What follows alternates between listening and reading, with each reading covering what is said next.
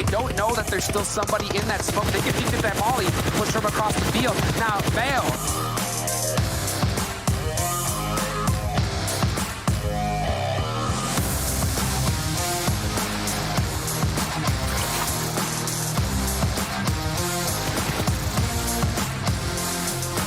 The Bucky versus BTOWN here.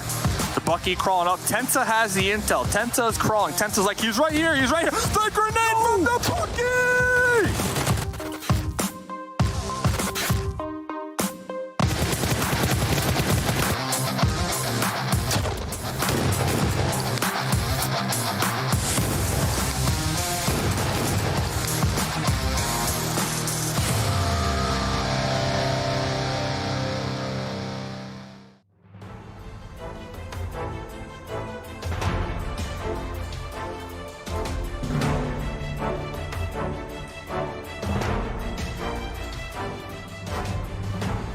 Hello, PUBG Mobile Nation. We are here for the final day of our final Super Weekend. All the teams have been battling out through the entirety of this month, and it comes down to this. We're going to find out who's going to finals, and I'm excited for it. I'll be your host, F-Dot, and we'll have a slew of exciting personalities to walk you through today's contests, introducing the Seven Worlds Gaming, and of course, Glitter Explosion. Glitter, Seven, glad to see you guys. Seven, how you been? I'm doing great, man. Final day. I'm looking to see which teams are going to step up, which teams are going to be going home, sadly. How about you, Glitter? How are you doing today? I mean, I'm excited to be here right now. I'm excited for today. I feel like we've had a really, really interesting season with some impressive gameplay across the board. So given where our rankings are right now, I think we're actually going to have a lot to pay attention to in our last day. Yeah, a lot of numbers to be looking at, a lot of people that are just in or out. Don't worry, we'll hold your hand throughout the entire thing and show you what's going on. Let's start at the beginning and talk about what we're doing here in case this is the first show you're watching. So the format of the PMPL is such that you have to qualify for the qualifier, for the qualifier, for the qualifier, for the qualifier. Basically, you play during the week. And out of our 20 teams in the league, the top 16 make it here to the Super Weekends. And then we just have 16 teams, so everybody plays every map. And we did this week, last weekend, and the weekend before that. We're going to tally all those points together from the Super Weekends, and then we'll go to finals. Just the top 16 from our Super Weekends, and that's what we're going to be focusing on mainly. Now, of course, there is the PMGC in the future. You got to keep that in mind, but this is what we're talking about for our segment right now. Of course, what are they playing for? They got points, but they also got money. Glitter, show me the money. It's a lot of money, okay? I've done $150,000 in total on the line, and the one big thing that we've been paying attention to so far is obviously that $45,000 number down there. It is $1,000 per chicken dinner on these Super Weekends, which means that $40,000 of that amount of money has been claimed by our teams with those wins. There's $5,000 left for today. I'm excited to see who goes home with that last remaining a bit of cash. And then, of course, like you were saying, F-Dot, moving into the finals, once they make it there, if they take home first place, $10,000 on the line, Seven. Yep, and to get the money, first they need to be able to get the points. If you get first place, you're going to get 50 points. Second place, 12 points. Seventh place, 2 points. 1 point, 8 to 12. 13 and 16 get absolutely 0. And the most important one of them all is 1 kill equals 1 point. And I definitely think for some of these teams, it might come down to just 1 point. So keep an eye out on that. You know, you bring that up all the time, Seven, the fact that 1 point, 1 kill, that's a big deal. It changes the way the game is played. We can see aggressive squads make some big marks in the early stages, so it's always a lot of fun to kind of look at where these teams are going. Let's show you all the teams that are playing this weekend. And, you know, talking about what we just mentioned, we've seen that from some of these teams. 19 has finally picked things up and are getting their placement points. But previously, they were only getting kills without really finding some of the up-and-coming placement points. But really, I think a lot of eyes are going to be on... Oh, man, where are we? Yeah, a lot of eyes are going to be on that 16th spot. And so people will be looking at some of the teams on the bottom side. Dope Esports, etc. 16 teams, everybody playing every single map. Who are you rooting for? Let us know online. Hashtag PMPL on Facebook, Twitter, Instagram, YouTube, everywhere you want to find us, we'll be there pushing out the PUBG Mobile stuff. Great content across a number of different platforms, and that's what you want to do. So let's get down to business, folks. Let's talk brass tacks. We're here in our super weekend looking towards the finals. You got to get a whole bunch of points here, put them together with the past couple of weekends. Let's pull up the point totals so far and discuss where these teams have been sitting. Nova and Ghost have been dominating the number 1 and 2 spots here, Glitter. They look pretty cute. Yeah, no, they look fantastic, honestly. Excited to see how this rivalry pans out a little bit more today in our final games. But then 19 Esports there in 3rd place, definitely having a little bit of a bounce back performance here this super weekend for themselves, which is nice to see. XSET closing out the day with a little bit stronger finish, but we're still looking for more out of XSET, at least this super weekend. But they're in a solid spot moving into finals, and honestly, at this point, they can pretty much do whatever they want. And then the rest of the top 8 being Panthers, Knights, Ogilvy, and BTOWN. Multiple teams on that list being teams that have managed to step up when they needed to, BTOWN being one of them, you know? So it's nice to see them getting some more chicken dinners, more money in their pockets, Seven. But this is where things start to get interesting, is on our 2nd page. This definitely is. I mean, we have Syndicate there in 9th place. Lazarus, we see some great performances out of Joy from Lazarus, especially Mezexis. And then let me just scroll all the way down because UYU is actually not playing this super weekend. In case you missed it, this is your first day tuning in. Don't worry, we'll be able to recap all of that stuff. And this are the teams that are currently fighting. Remember, the top 16 are the only teams that are going to be moving on to the finals. And you can see between Boring Protocol and Dope Esports LLC, there's only 4 points away, and the hit list, it's over for them. It is. They are gone, and that is a big deal here. That shows us how strong these teams on the bottom side have been performing. If you've been watching the program throughout the past couple of weeks, days, we've been looking at hit list as like the marker. They were the number 16 team, and they weren't here in the super weekend, and so you had to beat their points. They were a line in the sand. If you were able to accomplish it, you were able to push them out, and they have been pushed out. So the hit list, you played well, we knew ye well, and we will see you next time around. No longer a part of the competition. It's now UYU. That's the team to beat. They're a little bit further than number 16, but they're not competing here this weekend, Seven, and that's the big deal. So 163 is the number to beat. It definitely is. And I mean, we have WallStreetBets. They're going to be qualifying on unless something crazy happens here. We have the Illuminati as well, which they've been performing well. And then it comes down to Boring Protocol and Dope Esports. And this is the ones I kind of wanted to get a chance to talk about a little bit more. You can see Boring Protocol needs 39 points to be able to catch up to UYU. In total, they need 40 to be able to pass them. And then when we go to Dope Esports, they need 44 points to be able to pass UYU.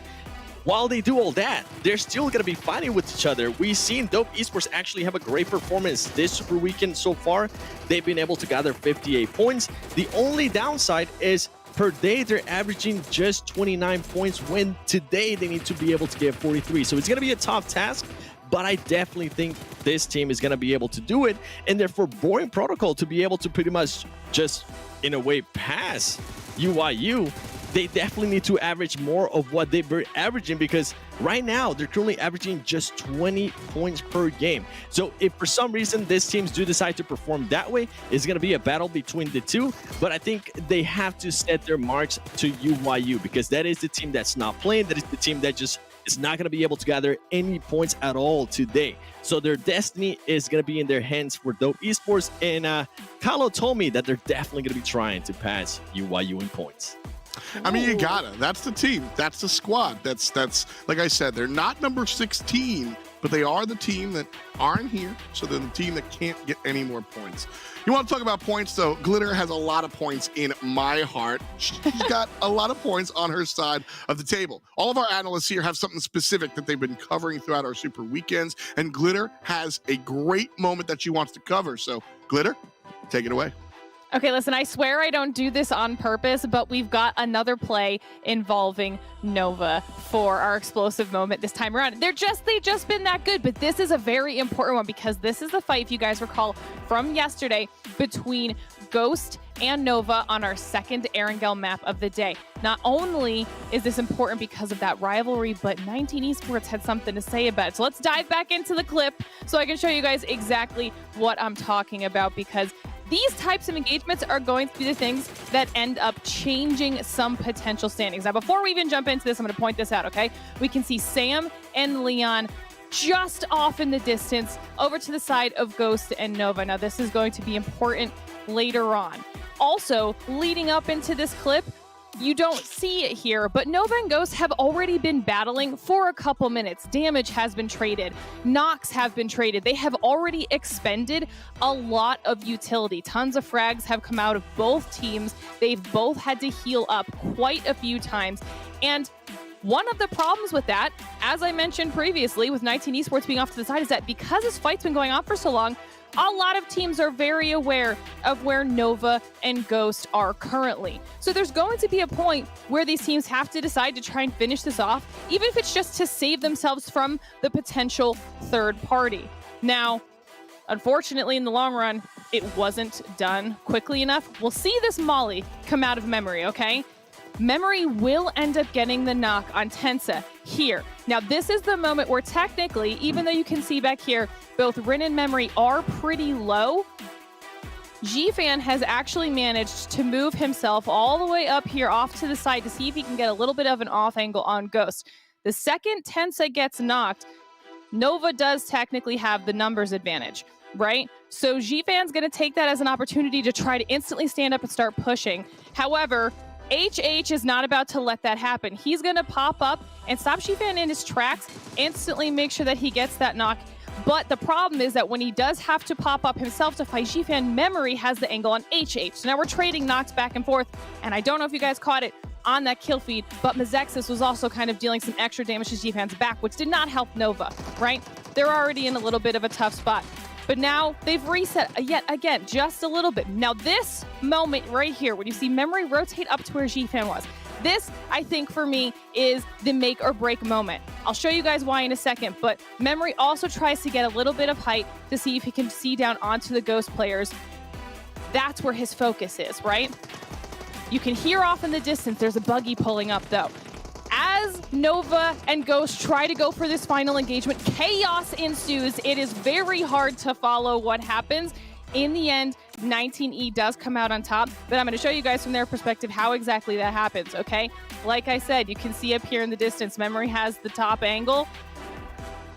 I honestly think Nova would have won here, but the second 19E crashes in, they're able to instantly wipe out Memory up here. He is no longer a factor. Because Ghost was on the back end of this ditch, that ends up being who 19E drops down on first. 19E is able to take out Ghost, and while all that's happening, you can actually see Rin and Sam. Rin does take out Sam, and at that point, it does become a 1v1, but Rin's health is so low that Leon is able to just clean this up and get the win for 19 Esports in that fight. So this is actually an explosive moment for 19 Esports in the long run. However, the one thing that I do want to point out is the fact that this fight between Nova and Ghost was not the only time we saw Nova and Ghost run into each other head on. They ran into each other multiple times yesterday, and because of how close they are in the standings for PMGC points, every single fight that Nova and Ghost take today or in finals could be an incredibly important engagement, FDOT.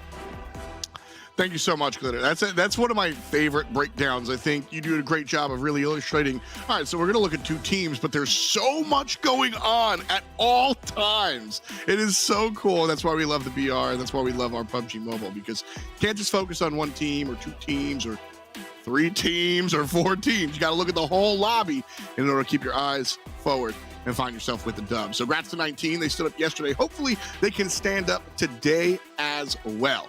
But for right now, I want to stand up and shout out some of our friends over at OnePlus. The OnePlus 9 and the 9 Pro come with flagship technology. Technology made specifically for gamers like HyperTouch and 120 hertz great display. All the stuff that you need to find yourself on the top of the competition. So the OnePlus 9 and the 9 Pro are your best bets to climb the leaderboard. We're going to look at who's climbing the leaderboard today, as we have 5 entire maps coming at you. And of course, like we said, we're looking at all the points getting into finals, but we also have to look on the beyond the horizon, so to speak, towards our PMGC, our global competition. That's where we'll see all the different regions going head to head and trying to find out who's the best of the best. A lot of fun looking at how everybody kind of gets there in that spot. Ghost Gaming so far have been running the show. Nova trailing by 200 here, 7. They definitely have, and whoever ends up in first place here, I believe it's after finals, is going to get an automatic invitation to PMGC. So this is huge. And I mean, when it comes to Ghosts, they've been able to just maintain that lead, and I think it has to do to what happened yesterday, especially in the last match. Ghost was able to just capitalize on Nova being able to just get 1 point. Ghost ended up getting a total of 29 points. I would like to see a head-to-head of how they're doing this weekend, because this is going to paint just a much better picture to our viewers of what's going on between these two teams. You can see Ghost Gaming has actually the most average damage done. And then when we go to average kills, Nova's actually taking the lead with that. And then when we go to average placement points, Nova has been able to edge that out. As I said, the lead will be a lot shorter if it wasn't for that last game yesterday. Now, something that I also want the viewers to keep in mind is that this is Ghost Gaming without Tensa technically having one of his pop-off weekends that he usually does. He's currently sitting last when it comes to kills for his team, which is a huge surprise. He currently has 8 kills. The person with the most kills in Ghost Gaming is Spec with 18. And now we go to Nova. Nova has been able to put up great performances. We have seen the rise of Ren in a way with Nova, because we just honestly haven't seen him play like this before. And that brings the question of today.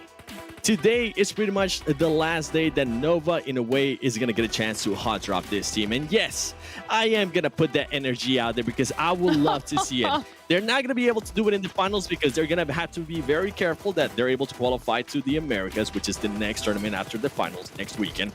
So for Nova, in a way, this is a call-off for you. If you guys ever wanted to throw in that spice, if you guys ever wanted to throw in that confetti, this is the time. Please hot drop Ghost Gaming and give us some amazing highlights that we can reshare on Twitter, #PMPL. You know what, 7, I'm 1,000% here for it. I always like to see the teams bang heads. We even have a Sanhok moment that we might get a chance to see some extra action. So I'm there too. I'm going to double up on what 7 said. And I too want to put that energy out there. Hot drop each other. Not just those two. I broke my pen. I'm so excited. Just do it. Drop it and drop the opponents. Now, of course, you got to play smart and safe because those who win take home money. And we've gone through 2 super weekends so far. We're about to end our 3rd, and people have been pocketing those bills. So you get $1,000 for each chicken dinner here. Nova so far, 6 thou-wow. And they, what do you have, 15 chances per weekend? So Nova has strung together 6 wins. I'm also looking at Ghost and XSET here with 5,000 each. But some of the exciting teams here, Glitter, I'm looking at BTOWN with 3 chicken dinners. That's pretty cool. They're not usually the team that we think of when we think of the top of the crop. No, that's why I mean, BTOWN picked it up yesterday, right? They got an extra 1K on one of their chicken dinners yesterday, as did Ogilvy, one of the other squads that we see up here on this money meter, able to add to their total. I'm interested to see, out of these people, if we're talking about these teams on the money meter specifically, XSET has sat at that $5,000 mark since last super weekend. I want to see if they can add to it a little bit here today on the last day of our final super weekend. Been quiet. They've been real quiet. And you know, we saw something similar from 19. They were able to grab at least one. Yeah, they grabbed one yesterday throughout this weekend. So you know me, I've been asking for more out of both XSET and 19. They're teams that we know are confident in themselves, have performed this season, but have seemed to quiet down here, 7. I'm going to ask you, I don't think there's a right answer here. Why do you think teams like 19 or XSET, our top teams, have been a little sleepier lately? I mean, if you were here yesterday, I kind of alluded to it with 19 Esports. I think they're still readjusting with just losing a great player in Syndicate. And then with XSET, it's just that they're currently just depending on one player when it comes to Polo being able to pop off. I mean, and that is just the stats literally showing us that. When Polo was able to pop off was during Super Weekend 1, which was the major Super Weekend that XSET was able to show up here. We need kill switch. We need the other players also to step up here for XSET, for the whole team to definitely get to their full potential. We'll see if they can do it today as we have a docket of 5 maps coming at you. We play 3 maps here in the PMPL, and we're going to see all 3 maps on display. Erangel 3 times, Miramar once, and the Sanhok sandbox, just like that. I know it's not the desert, but it's like small and like a scrum, so I get excited and I like to say it. All 16 teams are going to be playing, and we have 2 commentators along for the ride. Thank you, Glitter. Thank you, Seven. I'll thank myself since I'm leaving as well. But our commentators along for the ride, it's Mustache Dave and Invirum. Paul Todd Kill himself. Let's go, boys. Thank you so much, F. We're back. The final day of the final Super Weekend. Dave, it all comes down to this. For those teams at the top, yeah, BMGC points up for grabs, but there is a real battle happening at the bottom of our leaderboard. And for one of these teams, it feels like they're not going to make it. Possibly. Definitely. UIU not playing here this weekend. They did not qualify, so we kind of set the bar. It is a little high in Vera, but this is the last day of season number 2 before we head on to those finals. And we know the last day is always spicy. You always got teams doing unorthodox things here. Different drops, different rotations, just looking to put on a show and possibly take out some other squads down at the bottom. So I predict today's games will be exciting to say the least. If I'll be honestly, let's put it this way. I'll be surprised if that's not the case, because there's an expectation on this last day for some of those teams up there near the top. Obviously, yes, they still want to put that money in their pockets. They still want those $1,000 for the chicken dinner. But there's been discussion about like maybe teams potentially sharing drop spots, maybe hot drops then coming in so that teams don't have to deal with that in the finals. A lot going on here at the end. But as I said, for one of those teams down there near the bottom, it's not going to happen. Who will be able to make it to the finals? We have 5 games today to figure it out, and we're starting things off on Erangel. Back to the tried and true. Dave, at this point, if I don't see this playing path, I feel like I'm in a dream, because this is just deja vu all day. All day, baby. Game number 1, Super Week number 3, day number 333. We're looking at that right here in the overall rankings. BOP, B-O-P, 16th, 124 right here. So we're looking at BOP. They're looking to qualify. They're looking at Dope Esports not to overtake them, who are currently about 4 points behind them. There's a lot on the line, especially if you are Boring Protocol. And the reason I'm calling them out here is because they got some enemies out here. They got some squads at the top who they are safe. They're qualified. They're confident. And they're looking to get revenge here today for some bridge camps we saw last week. If you know who I'm talking about, you know who I'm talking about. But I'm hoping that BOP, they change it up a little bit here today. They don't be so predictable, because I would hate just to see that squad get taken out first off a hot drop. Yeah, and for Boring Protocol as well, this is the last day, or potentially the last day, for them to get a chicken dinner. They're one of only 4 teams still competing at this stage of the competition who haven't had a chicken dinner. We saw the money meter at the start of the day. Some of those teams at the tops have been able to rack up 3, 4, 5, 6 chicken dinners. Dave, they're only 2 chicken dinners away from $2,000 a piece on the back of all this. That would be seriously impressive. But I think we're going to keep coming back to the story. It's Dope Esports, it's Boring Protocol, the Illuminati, WallStreetBets, UIU, those teams at the bottom. I think for WallStreetBets, the Illuminati, they put themselves in a pretty good spot. But Dope or Boring Protocol, that's our bubble. That's our cutoff line. One of those teams very likely is not going to make it. That's one of the battles we're going to keep coming back to. We're going to keep focusing on, because for one of those squads, the dream ends today.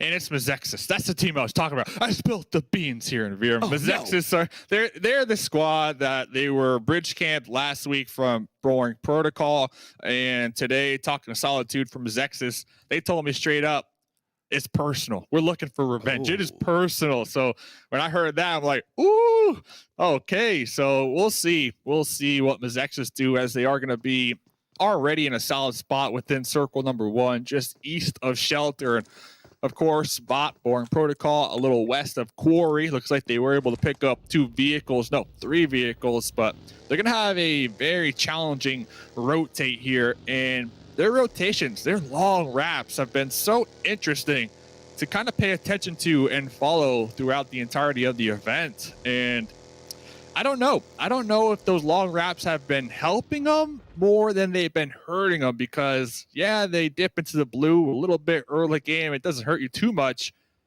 But by the time they pull up into zone, like all those power positions, you have to assume are going to be occupied. So they're kind of forced to play the edge and just hope that nobody's going to be near them. Yeah, at this stage of the game, I think teams have settled into this idea that, okay, we can play edge when we have to, but I think for most of these squads, they would still rather not, like you described it, Dave, take that risk, because we saw it. Teams, yeah, are good at scouting, very good at scouting, in fact, but the shots are just getting better and better. Players looking to roll up, do that initial scout. We saw it multiple times yesterday, as likely to just get shot right out of their vehicles for trying. So being able to move in a little bit faster, a little bit more proactive, it's been so fun to see how this lobby has evolved over time. You can still play the edge, yes, and some teams still do quite well at it. But for a lot of the squads that are finding success, Dave, they're getting in early, they're finding those power positions, and they're taking the fights to the teams that are coming to them.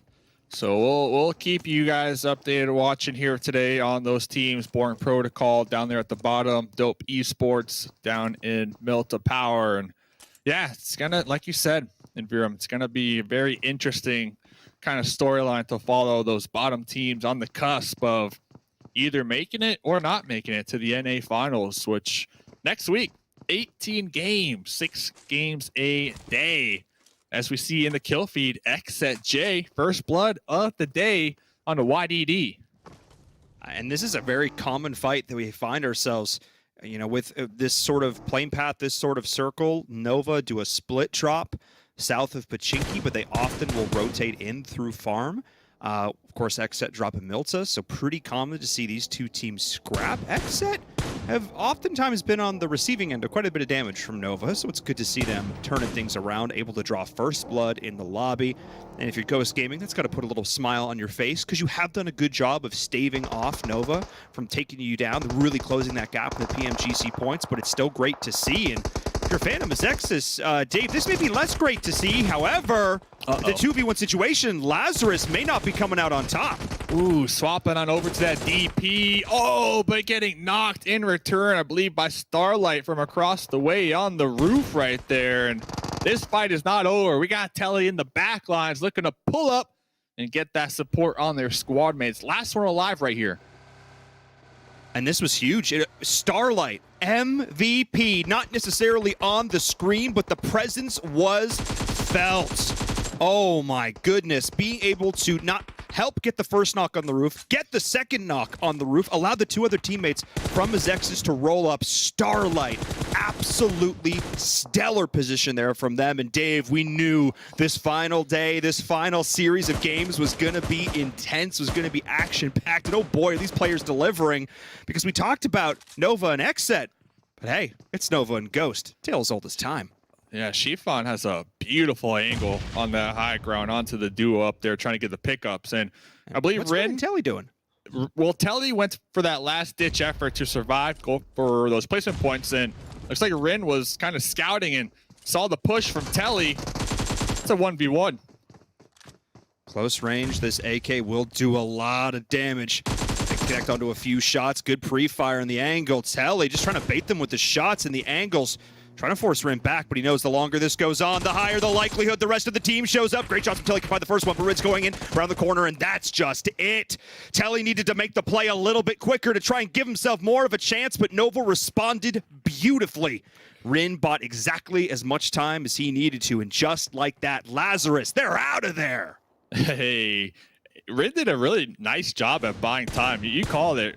Going into that closet, going for those pre-fires, and I believe Telly recognizing the situation, like, hey, I'm the only one on the team alive here, actually popped out instead of taking that fight, tried to go on the broken wall side to get that cover, but the timing right there, Nova giving up their position on the angles that they had on Ghost Gaming to make sure to keep Rin alive.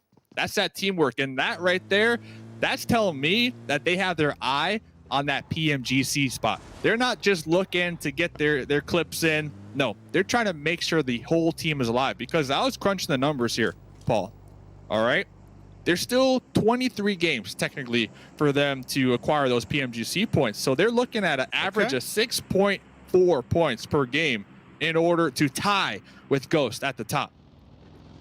That's tying with Ghost at the top as they currently stand. They currently stand, yes. Not considering what Ghosts are acquiring themselves. That's the thing, Dave. And again, I absolutely think if given enough time, the way Nova is playing, I think we're seeing the best iteration of Nova that we've ever seen. I think given maybe double that number, maybe 50 games, and if Ghost had a few rough days, I 100% think that could happen. But man, that is a mountain to climb. We'll see if they're going to be able to, as Knights up on a little mountain of their own. I'll be a little bitty one.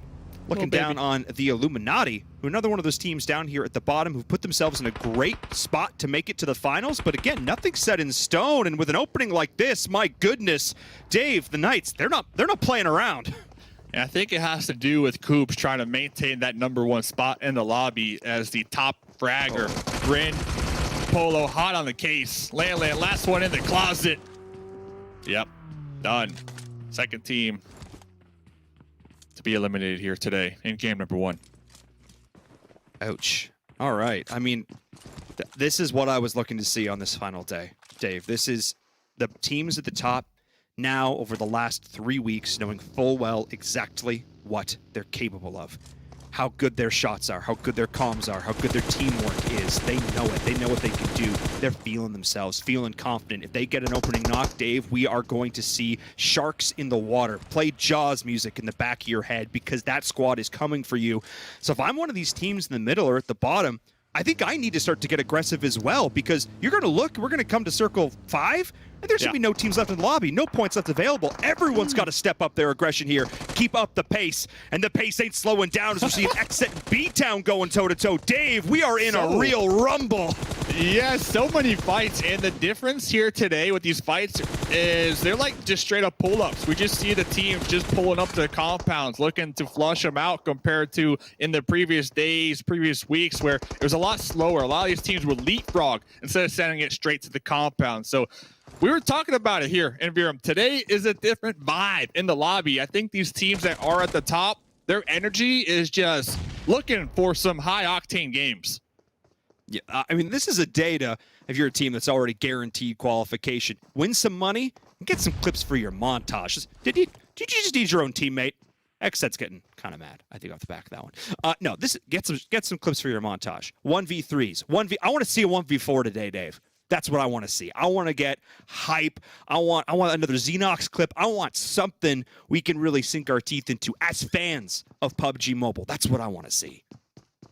Polo's going to be big mad right there, getting taken out, the only one from this squad, because I know Polo, for a fact, is trying to reclaim that spot here. Yeah, trying to reclaim that spot here that was taken from them, I believe, yesterday or the day before. We got Coops with 133. We got Rin with 121 and Polo with 121. Those are the top kill leaders in the lobby. That's including all the games. So some massive numbers up at the top. Man, for Coops to be able to do this like 2 seasons in a row, to just be able, I mean, Coops was insane. A rookie, quote unquote, not really, but basically a rookie last season, was this young gun. We constantly sang their praises. And for them to be able to repeat the performance over an entire year, Dave, I mean, we've both been around the block long enough to know how impressive that is for a young player to come in, make a name for themselves, and then maintain it. Maintain that star MVP status with a slightly different roster as well, with another star player like Xenox on your team to continue to put up those numbers, Dave. I would even say it's more impressive this season. Coops is the real deal. And what's even more impressive from Coops is they told me, even though they're already qualifying to Americas because they won last season, Coops told me that their goal here is to win #1 in NA finals. I'm like, dude, okay, save it for somebody who needs it. He's like, nah, it's us. It's us, baby. And getting into this game, looks like Knights are going to be in a nice position out there on the east side. They got Nova, Mezexis, Dope, and Pro Era kind of hovering around them as of right now.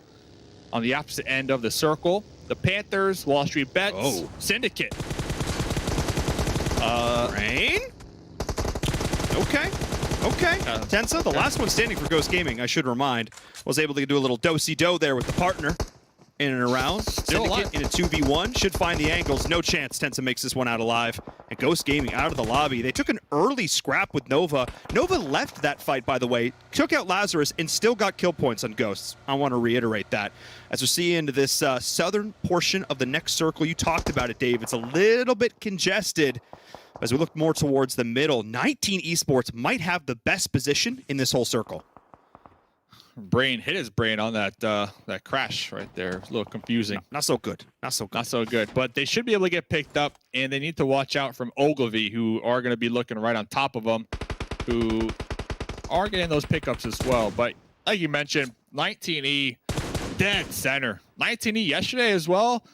They were really good with calling out those positions that would be favored in that late game. And not only were they good at that, they were good at defending those positions. They were making sure that nobody crashed them. They were making sure not to over peak, lose the helmet, get knocked. They were racking up a ton of kills yesterday. So I wouldn't be surprised if we see the same performance today from 19E, the third-party kings of the lobby. They are indeed, and that's the thing where they're really sort of honing in on their play style. It's being able to find these very efficient kills. They don't overextend, they don't go too far, they take exactly the fights they need to go in, get the points, get out. But a team that's not looking like they're going to be able to get out so easily is WallStreetBets, jumping on board with Drago. Already one player down, that's Baba, down and out. So many Bob OP fans in the chat gonna shed a single tear as he's the first player not. WallStreetBets though, Dave, they're in a bit of a rough spot. Drago the Dragon. That's the new nickname. You got to call Coops the Miramar Monster. I'm calling Drago the Dragon here. Just putting that out there. As, I'm a fan. Okay, thank you. Appreciate that. Trademark pending. But it looks like the Panthers, 4 squad mates up, down below, looking to get a grenade into one of these windows to start the engagement, because the Panthers got 3 squad mates on the first story right here. So 1 grenade up there, immediate push. Like, that's the play right now. That's exactly the play. They just need that slight opening. Oh, it happened. It did. We can see it there, the little icon. I hope we can go back to that fight as soon as this circle settles in. Where are we going to be going? Right out in the fields. Oh, it's going to be one of those games, Dave. I hope we can get back to that fight with WallStreetBets and the Panthers, though, because the winner of this one is going to have to move, as both of these teams going to have to trade. A nice hold from WallStreetBets, able to get the revive, but both these teams know they need to leave, or else it's mutually assured destruction. One of these squads, or maybe both of these squads, ain't making it out, but that's it. Beautiful play. The Dragon's going to drop. Moso going to push on in. The rest of the team has to be there. Counter grenades coming out, but it's not going to be enough. Double knocks. Last player alive. It's Devotion. Going to need to call up a Hail Mary to make it out of this one. Running around just trying to survive. May cook some long nades to try and hold some angles. Keep an eye on that, and it ain't happening. Moso looking like a fiend, pushing on in there, finding multiple knocks, and what a clean play, Dave, and they did it fast enough. They're going to be able to rotate in. Moso, yeah, you love it. I mean, the grenade and then just the immediate pre-fire with the AKM just to steamroll up those stairs, catching WallStreetBets off guard. All things considered, though, WallStreetBets have been doing phenomenal since their, I want to say, late tournament switch that they started to implement last week. Kind of talking about it yesterday with Hot Jukes. Like, now we got Drago the Dragon out here IGL and co-IGLing with Stevo, and like that's completely new for the team. So they're doing really well, all things considered. And hopefully in these last couple matches, we can continue to see them excel in their skills. But over here, Ogilvy, Alucard spotted something. On the drive-by, I think was able to spot Kalaz back there. But Vurex is spotted out now. This is huge. This is going to give Alucard exactly the information they need. Oh, didn't quite cook it properly. Got a bad bounce. But Alucard's got a few more nades left. Got the ghillie suit to boot, which means they're going to have a bit of a fun time. Going to back up, though, reset with the rest of the squad. And talking about a little bit of a change here, Alucard, IGL, for Knights, traditionally in the first few weeks played anchor, Dave. Always played back, shot calling from the rear, you know, laying down great base of fire for the team. But oftentimes, we've actually seen him more up front of late, acting as an additional pressure, force.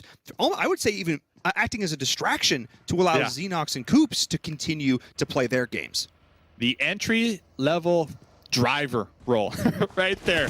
Always in a vehicle, looking to get into a skirmish. Acer, though, on the roof. This is Born Protocol. They do not want to get taken out right here. No, they do not. This is one of the teams we highlighted at the start of the day. One of those teams down there at the bottom, vying for the finals, desperately trying to cling on to the slightest lead they built for themselves yesterday. 4 points coming into the day. Neither them nor Dope have a single point to their names yet. And now, with Born Protocol losing one player, that journey is going to get that little bit harder. We're going to keep coming back to the storyline because it's one of the most important ones left as we decide our top 16 going into the North American Finals. After 3 weeks of play, Dave, it's crazy to think it just comes down to these 5 games. It's coming down to this. And on the other end of the zone, Dope Esports, nice position in the field all to themselves. And I believe they're going to be using their vehicles to create some type of cover. But Born Protocol able to return some shots back over here and possibly get the pickup on the fanboys. Balak, excellent at shooting. Not so good at windows. Oh! Now, less good at windows. Okay. Born Protocol on the outside of the circle. Got a ways to run. No door on this side of the building. Pinched between 19 Esports and Syndicate. Not a great spot to be in. And if you're Dope, when this eventually all resolves and you see this all go in, and 19E pushing on in, the third-party Kings, they started this off, Dave, didn't get involved in the middle, but they're looking to finish it right here. Fate dropping the nade down right on the edge of the blue. 19 Esports making sure they don't want to get backfilled through all this, waiting for the grenade to explode. There it is. They heard it being dropped. Now this is their opportunity to push. Fate's going to pop the first nade, but I'm not sure they've got enough time. Pre-firing the angles, but the second nade comes through. Beautifully done. Drops the second one. Fate in a 1v2 situation. The rest of the team's going to look to push on in, making a 1v3. Acer here on the outside. Fate, can they find the shots? Yes, they do. Leon drops. Can they find the second? No, but the blue is here. They bought enough time. Will this be disaster for 19 Esports, Dave? I think it will. They're going to have to leave these two players, but on the other side, Dope are getting crashed by Mezexis. These two teams that could not afford to die are potentially the first ones to leave this lobby in the late game. Dope Esports had such a nice spot over here, and now I believe Nesquake, the only one alive, just out there in the north. We can see them in that third story watching their squad mates just get picked apart one at a time out here, and I really did appreciate the guard tower that they were holding in the fields. Like, look at the sight lines right here, and they just weren't able to take shots at the vehicles from Mezexis before Mezexis crashed, and we'll pay close attention to them as they are fighting for placement points this game to breach that top 16. Speaking of crashing, well, that's 19 Esports. That fight with Fate just took a little bit too long. They couldn't get the players up in it. Beautiful play from Fate. Yeah, he went out earlier, Dave, but he got revenge in the long run. Pro Era able to pick up those points. And Nova forced to make this push on foot. This is not ideal from them. They're going to take a lot of damage in this crossing, as Moso is here fighting with Pro Era as well. What a sloppy finish, Dave, and I would expect nothing less because this circle, it's not so friendly. No, it's open wheat fields, and we can see there's different levels of the terrain, of course. At the end of the day, like, it's still an open wheat field. So right now, Pan trying to catch this grenade on a Moso will be able to connect. Moso getting bopped by a nade, and Pro Era, they've been quiet throughout this super weekend, so they are pretty safe with qualifying for the finals, but now their main goal, get that $1,000, get these chickens. And talking about chicken, well, Knights still 4 up over here. Definitely a team to be reckoned with. Dave, I have this feeling in my gut. Today is the day of Knights. Today is the day of Knights. From, again, I feel like they've just been refining their style, coming together, building their synergy as this iteration of 4 over the last 3 weeks, and we are about to see the pinnacle of that here today.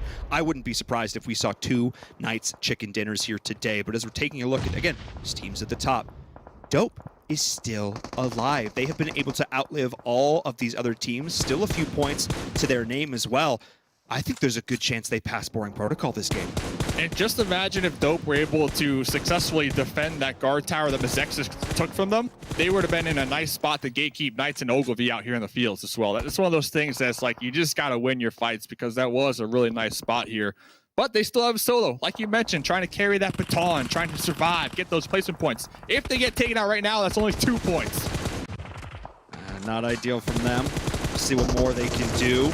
Seeing Ogilvy and Pro Air crashing into each other. Nova may look to get involved. Hugh is down. Ogilvy with the smokes. Natsuo, that key player, will get cleaned up as the Knights are third-partying this one. Ogilvy just trying to hold on through all of this. Coops, no surprise, already hitting that 600 damage mark. As Nova is in shambles, down to a single player. Mezexis, though, because of this power position, Dave, you called it. They did a fantastic job of securing it early, and it's paying dividends for them as it's still in this next circle, continuing to center up. Coops is going to drop. Great third party from Fishy. This is absolutely huge for the Knights. That's one of those star players, and just like this, Nova Esports, they're out of there. See ya. Getting picked apart out there on the edge. I'm trying to see who took out Alucard. Okay, it was Nesquik. Yeah, because Nesquik was right next to Alucard. Got a nice grenade onto him. Now it is going to be a 1v1 between Nesquik and Peaceful from BTOWN. Nesquik just trying to survive. Was 7th place a moment ago. Now 5th place, which will get him 6 placement points if they got taken out right here. Second I go to hype up Knights. Caster Curson right into the ground. Love to see it. As we're seeing Ogilvy now, another one of these teams who, Dave, have had their ups and downs over the course of the last few weeks, but we constantly see them in some of these final circle situations. Their resiliency, their ability to survive is impressive. As we're taking a look at Pan, taking some shots, and Pro Air, they're still very much in this. They are, and I'm looking at the points on the right-hand side. Dope also have 4 kills, so with Boring Protocol getting taken out right there, they might have just passed them for that 16th spot. So that's going to be a story that we see all day long in Miramar, just the yo-yo back and forth for that 16th position. Oh, I mean, that's what I love to see on this final. That's how close they were coming into this. Over 3 weeks of play, 4 points is what separated them today. That is exciting as we take a look at the bottom of the leaderboard. Again, vying for a spot at the finals after all of this, you know, making their way through qualifiers, through league play, through super weekends to make it to the finals, to be one of the best 16 teams in North America. That is a statement, Dave, for these players who've been grinding for months or years to make it here. And if you're also a squad like Mezexis, who are now in a position to win this first game of the day, and it would be so important to them, Dave, because they have yet to get a chicken dinner. Also, the squad of Mezexis, they're just looking for some respect on their name. So if they can get a couple chicken dinners here, some money in the pocket, and their name out there as being like one of the best teams in North America heading into the finals, that's going to be looking really good for them. 7 kill points so far for them. Pro Air, though, still a trio out there on the west side. They do have zone, so they could probably snake it out right here unless somebody just YOLO sends it in a vehicle. As I say that, Starlight, okay. McLaren, baby. Starlight, though. I don't think they realize just how many players are behind them in all this. They're looking straight towards Pro Era, but we got 2 different teams who could potentially look to third party them here, and that is going to be the case. But Starlight strikes back. The nade finds just finds the kill right there. Dope Esports out of there, but 10 points, Dave. They will pass Boring Protocol. Stir on that Nesquik, get that chocolate milk. But hey, good game though. 5th place, that's 6 points. So great game. Now Peaceful from BTOWN, the last solo alive, to pretty much be that wrench in the Mezexis chicken dinner here. Almost the last solo. Ogilvy still got one in here too. Way off in the blue though. I think maybe look heel strat through. I don't had to look at the mini map. I'm like, where is this last player? Can't even see them on the screen. They are out there, I think. Gonna try and heel strat, maybe crawl in. They're just outside of Pro Air. But Dave, look at how close. Starlight doesn't know. Starlight doesn't know. I would take the shot. I would take the shot. His name is Peaceful, Dave. His name is Peaceful. You just made all that movement though. All that noise. What was his that? name was Peaceful. Okay, he couldn't do it. It's not in his nature. All right, he's not about that life. But Pro Era feeling anything but peaceful right now, Dave, as they're pushing in, confirming the kills. C-Gut with the Tommy gun, point blank range. Not looking to miss those shots. Makes it a 3v3, but the counter nade from Mezexis is there. And we're looking at a 3v2 situation. Glass is still alive, by the way.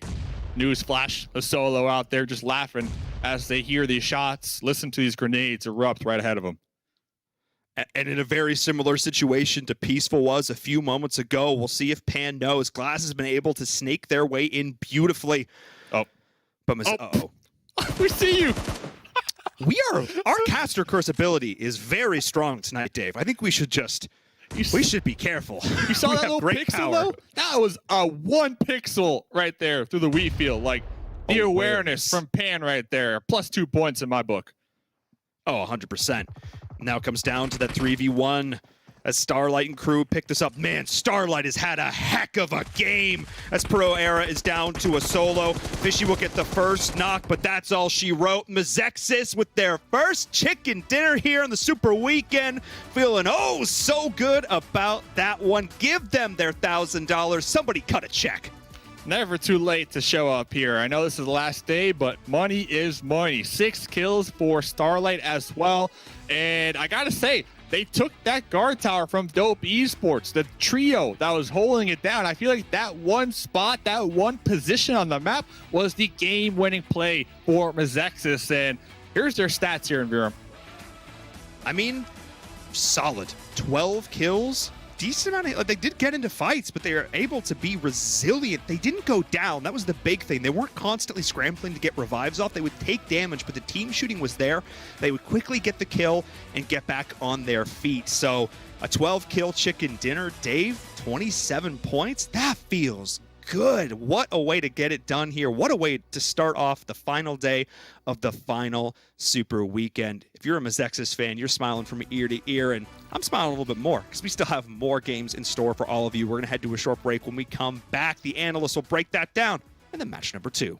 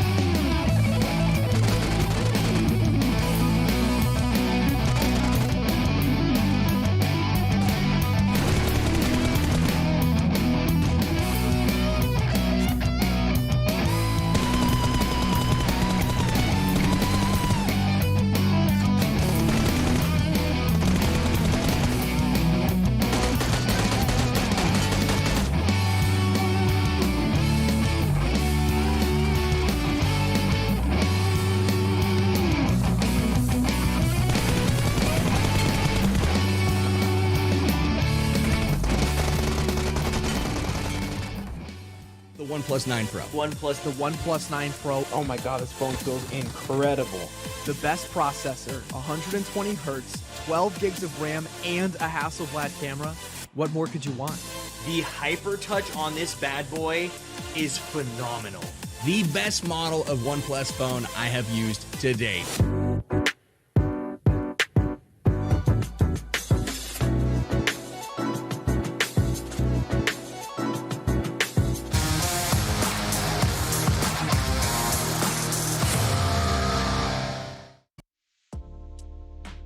Welcome back, folks. Just a quick reminder about our friends over at OnePlus. They've got flagship performance on their handsets, both the 9 and the 9 Pro. They put technology made specifically for gamers, HyperTouch, and 120 hertz display. So the OnePlus 9 and the 9 Pro are absolutely your best shot to climb the ladder and beat out the competition.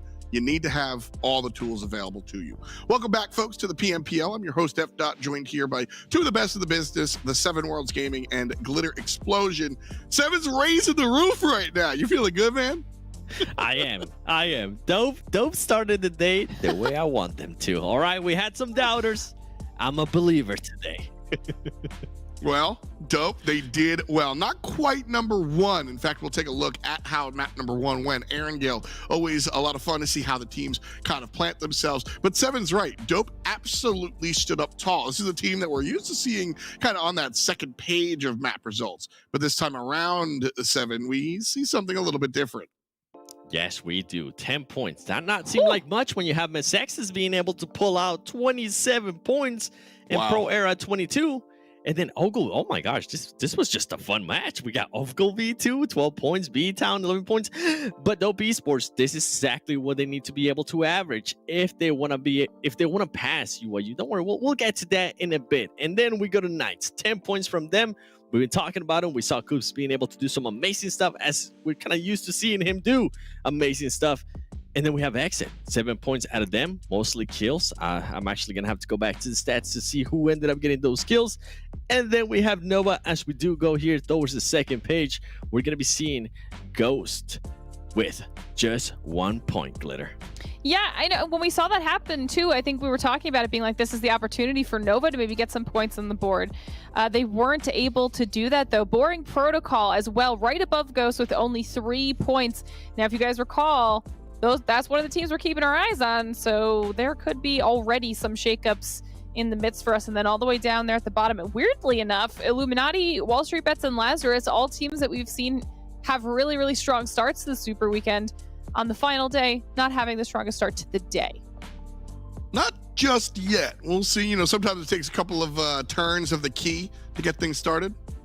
It's just me that drives it, Peter? Okay, fine. But Illuminati right now, really hoping for that vroom vroom next time around before we jump into our next map. But celebrating our Erangel situation, our round MVPs. A couple of familiar names up here, I am sure. Pan, Starlight, and Fishy. Pan actually had a crazy play that I thought was really, really cool, Glitter.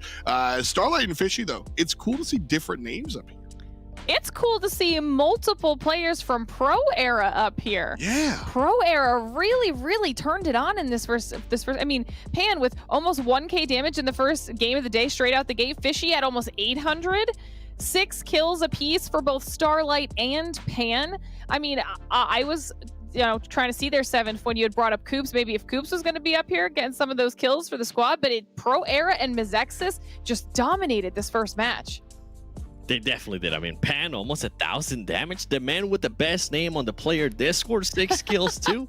And then you have Starlight with 26 minutes of average. I mean, overall, great performances. I love seeing that. I love when we get new people on the top players. That's what it is. You get so used to just seeing the same names over and over. Don't get me wrong. Love y'all, Rin and Shifan, but it's just nice to spread the love just a little bit. So we'll take a look at top damage as well, because like I said, different names, different teams. You got a lot of different things going on. This Erangel, Pro Era, and Mezexis in those 1 and 2 spots here, Glitter. Very different. Wow. Okay, the Pro Era above 2K. Mezexis essentially at 2K. Mezexis with the more kills at 12 kills, and Pro Era at 10. I mean, to be fair though, I think all of us had kind of called out XSET a little bit at the beginning of today, and this is a nice start to the day. 6 kills and 1,300 damage, almost identical performances, honestly, between XSET and Knights 7. Like, this is a weird total damage. It's a weird day, and this is something that the casters could have mentioned. We're going to be seeing a lot of weird stuff since it is the final day, and I'm all for it. I mean, we have the Panthers. So, well, the Panthers have been starting to perform. We see them here a lot more now. 4 kills, 800 damage. Ogilvy, too. I mean, Ogilvy is starting to get in a groove as well, which I'm actually excited to see how they're going to be able to turn it up to the finals. And then 19 Esports, a team that for a minute there, we never really got a chance to talk to after Super Weekend 1. They're finally getting into this type of graphics. 19. Always excited. Esports. Always excited. 19. I just like to see him there, man. I miss the 19 of yesteryear. And like I said, Carnage, man. I just like the squad. I like the players. And so I want to see 19 make it into the finals. I want to see him keep going on. Right now, though, that's what we have on our minds are the competition after the competition. Finals looming on the horizon. We've talked a lot about how only the top 16 teams can get in there. And so let's take a look at what the league looks like at the moment. We have 4 maps left. First page don't matter. It's all about this. Dope Esports at the moment are your cutoff. They have 130 points. That's going to keep on going, but you've got to look at UYU here, Seven. They are not present in our Super Weekend. Yes, you do. You know why? The reason why I wanted to show this graphic? I want UYE to start biting their nails. WallStreetBets is pretty much about to pass them. The Illuminati, even though they did have a bad game, I mean, they have 4 more games to pass them. And I think with the way the Illuminati has been playing, I think they'll definitely be able to. Dope Esports, you heard me mention it earlier on the first graphic that we did. They're currently averaging about 10 points per game. It's super close. And then Boring Protocol, it's currently within just 3 points, Glitter, of Dope Esports. I'm telling you, it's going to come down to the final game. This is crazy. So, I mean, essentially, WallStreetBets will jump above UYU in the next match. They're only 2 points behind. Illuminati just needs to not have what they had happen in this first game. They should be able, in theory, after 4 more games, be at least able to jump above as well. 7.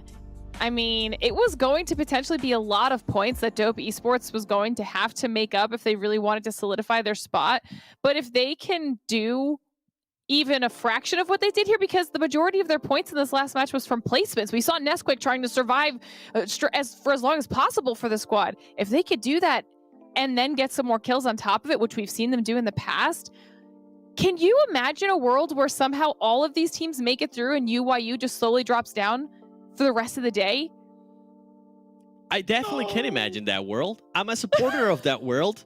And the reason why I'm a supporter of that world, even though it might come off a little bit toxic, is because all of these teams' destinies are in their hands. Like, you cannot, and this is going to be a great learning lesson for some of these teams. The Hitless, I'm looking at you, even though you've been here before. Yo, same scenario. UYU, same scenario. You never want to leave it to just some of the other teams hoping that they have a bad performance because you weren't able to qualify to the final Super Weekend. So hopefully this is a harsh learning lesson for a lot of these players. That's the thing. If I'm UYU, I'm looking at the Super Weekend so far and going like, okay, guys, no big deal. I'm actually kind of chilling. Like, it's a little scary, but I'm chilling. And then map number 1 of Sunday comes around and I go, oh, I don't know about all that, boys. A little bit scary for sure. So UYU have to just keep on watching and hope that everybody else falls down. Are you rooting for UYU or the rest of the crowd here? Let us know. Hashtag PMPL, whether it be Facebook, Twitter, YouTube, Instagram, etc. We'll find you. So let us know what you're thinking and shout out who you're rooting for, whether it's UYU or the field. Speaking of the field, let's take a look at where we're going. From Erangel, we'll go to Miramar. That's where the money is made. It's funny. That strange leaderboard round results that we saw, that's usually what we get on Miramar. So if we got that on Erangel, I'm kind of expecting a lot of shakeups here on Miramar as well. Very excited to jump into our second map, and so that's what we're gonna do. The desk will take a rest. We'll be back after our second map, which we're headed to now. Casters, start your engines. Am I ready to go? Miramar is always exciting. Teams get time to fight early. We see scraps, we see fun rotations, but Dave here today with the aggression we already saw in game number 1. Ooh, I expect things to turn up a whole nother notch. Click, click, click, click, click. That's me turning the knob all the way to max here. So not max man from the EU, but maximum pressure. And I think that pressure right now is getting maxed out for Boring Protocol because they just got knocked out of that 16th position on the overall leaderboard. Not by a lot of points, but still, getting knocked out is going to apply some more pressure. So with 4 more games to go, we were talking about Boring Protocol, their ultra wide wraps around the zones. I feel like this game that happened similarly because they got stuck on the edge and multiple teams saw them. 19E, of course, kind of pinching them out towards the end with that third-party action. But in your eyes, what can they do? What can they do differently to make sure to survive here in BRM? I think they need to trust themselves, which is a very esoteric response. But by doing so, and I say this, they need to trust their shots as we get into map number 2 on Miramar. And by doing so, they need to trust that they can push in a little bit earlier. If they need to breach a compound, they can, but ideally get there a little bit ahead of their opponents. Don't necessarily take the widest, craziest route to try and avoid every single fight. Take a fight. Get some points. Do what you have to do. You're here facing the prospect of not making the top 16. The time for nerves is gone. All the pressure is here. It's time to step up, own it. It's make or break, clutch or kick. Which one will it be? Because right now, Dave, they're facing just getting kicked right out of the top 16, right out of the finals. Do it. Do it. That's what we're telling them here. Do it. And talking to Fate, Fate said that they are going to do it. And they're going to do it by staying focused, staying relaxed, and taking their times on their rotation. So let's see if Fate could pull out all 3 of those stops here tonight in the last couple matches to make sure to claim their spot back in that top 16 with Dope. So they're going to be going back and forth all evening long. I guarantee it. Take time, Fate, but don't take too much time. They say time and tide waits for no man, and I believe that because we saw what happened when they took a little bit too much time on the outside there. They ended up getting pinched, hard rotated away from them. I need to see them a little bit more proactive with that. But otherwise, Dave, yes, absolutely. I need to see the focus. Fate's a player who's been in the scene forever.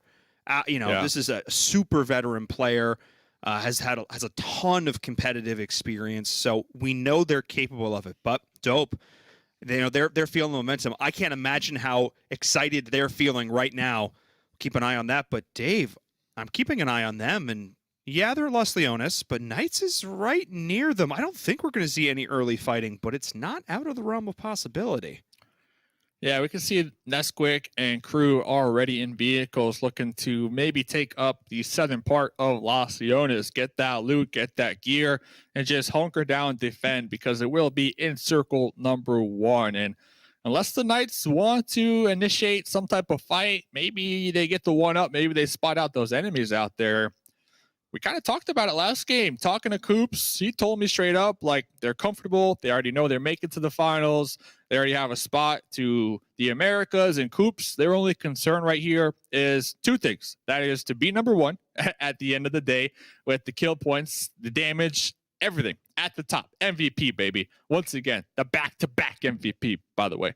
And number 2 is to continue to develop that synergy with the team and Xenox in particular, as kind of those 2 frontline pushers, those 2 frontline fraggers. So the best way, in my opinion, to develop that synergy is getting into fights together, getting into fights. And with Dope right in front of them, that is looking like some nice practice time to me, if I was the Knights, of course.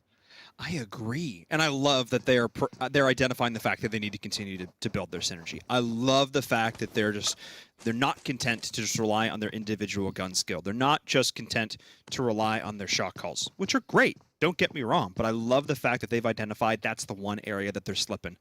And the one area that if they can refine that, Dave, I truly believe they can reassert themselves as that best squad in North America, because they looked so good in that first season, that PMPL earlier on this year. Absolutely incredible to watch. And again, they've got really impressive numbers. That's some really impressive numbers. But I think if they can continue to hone in those skills, come together, you know what I mean? Do that fusion dance if you're Coops and Xenox. Oh, there's a reason this team was built the way it is, Dave. Let's put it that way. You mind me asking you real quick, what does the fusion dance look like? They sort of do like some spins, and then they come together at the end, and they like bring their arms in, like the fingers, and then they, huzzah! I haven't watched Dragon Ball in a very long time. I'm sorry. I'm pissing off a lot of diehard anime fans. To me, I picture like 2 pigeons, dancing, flapping their wings. No, I'm in a way better pigeons. Okay, not pigeons. Okay. Not pigeons. Okay. Like breadcrumbs. I don't know what that came to mind. So I'm glad you clarified it. And then the huzzah at the end. Oh, definitely. Boy. Okay. Well, it's okay. It happens. It's okay. It's okay. No, I'm feeling totally fine. If you're Boring Protocol, feeling a little bit less fine. And if you're Nova, who's still trying to chase ghosts, Dave, still trying to chase a ghost, we know, not easy. Traditionally, historically, not easy. So Nova, they're feeling fine in a sense that they will be competing in the Americas. And they are probably also feeling fine with if they could just continue on with what they've been doing during those Americas. Yeah, we do introduce some other squads from Latin America. You know, there's going to be a mix. There's definitely going to be a new vibe, I guess I'll put it lightly, in the lobby for sure. But Nova are strong contenders, and you can't discount them. They have proved themselves here through the tournament. You know, their consistency, just working together, their 2-2 splits, just their rotations, everything all around. Great squad here. And then they got Rin, one of the top fraggers in the lobby, to add that cherry to the top. So the thing that I believe Nova really truly are trying to accomplish here with the 22 more games to go, I'm gonna keep pointing at it here, Paul. I know some people might be like, 146. That's a big number. You know, a lot of points between them and Ghost Gaming for those PMGC points. But I think they're gunning for it. Like, if they could get that spot, that's an instant invite. Like, It just takes the stress off. It takes the stress of America's just off their shoulders. Don't worry about it. They're good. They're golden. They've locked it in. Easy peasy. And at the same time, Dave, at this point, like, what else is there to gun for? You might as well. You know what I mean? Yeah, you want individual chicken dinners. Yeah, you want, you know, money. They're almost at the point where they're $2,000 a person because they have those chicken dinners in the lobby. But, like, why not? Go for it, 100%. Because, like, it's going to help. It gives you a tangible goal to move towards. It gives you something you can focus your whole team in on. And speaking of focus, take a look at the mini-map. Focused in on Nova and Knights potentially crossing swords, and Shifan's aware of this. Tommy gun in hand with Ghost to potential third party. This could get very spicy, dead center of our circle. Crossing swords. Is that another Dragon Ball Z reference? If you're Trunks, absolutely. There you go. Let's see, though. Knights on the opposite end of the hill, but look at Rin's position. So we were just talking about Nova. 2-2 splits. Like, early game, that's their bread and butter. And right there with that off angle from the duo, we could see the push from the Knights near impossible. Once when they push over that hill, they would have exposed themselves to that off angle that that duo had, and they would have been just a shooting range. And this is just Nova every single game. And they perfected this. It's incredible. They're always in a position where they can help each other up. They can buy space and time if they get pushed as a duo. Sure, one might get knocked, but they'll often trade. And then the other two will come in and end up saving the day. Ooh, but a team that may need some saving here is Boring Protocol, the key member. That's Fate going down, running into Syndicate. They're going to trade 1-for-1. The rest of the squad is going to try and roll it in, but Big E Cheese, something do well yesterday. Can they do enough here? Absolutely not. The strength of numbers from Boring Protocol is a little bit too much, but they need to be careful. That was not those cactuses. Okay, take two. Kissix, you got it. All right, because Rad, Salty, Dave, they're still going to look to get involved here. Yeah, Syndicate, they're pretty comfortable on the overall. So I wouldn't be surprised if this duo would try to pop some tires, maybe catch them on their rotate out of this position, because they are pretty much in the open. Yeah, they got a couple cactuses, but this is not in the zone either. So Boring Protocol being able to support their squad mate in that situation, get the pickup, very important, critical, I would say, to their longevity in this tournament. You know, as every game continues to whittle down, they just lost that top 16 spot last game. So there's just so much riding on every single little play, every single rotation, every single team fight. There is so much riding on it right now for Boring Protocol, and I don't envy them. Neither do I, but now with those 2 kills, Dave, they're only 1 point behind. They've already started to claw their way back. They've taken their first fight, and they've won it. Absolutely huge as the circle continues to hard shift to the east. Water's still in play.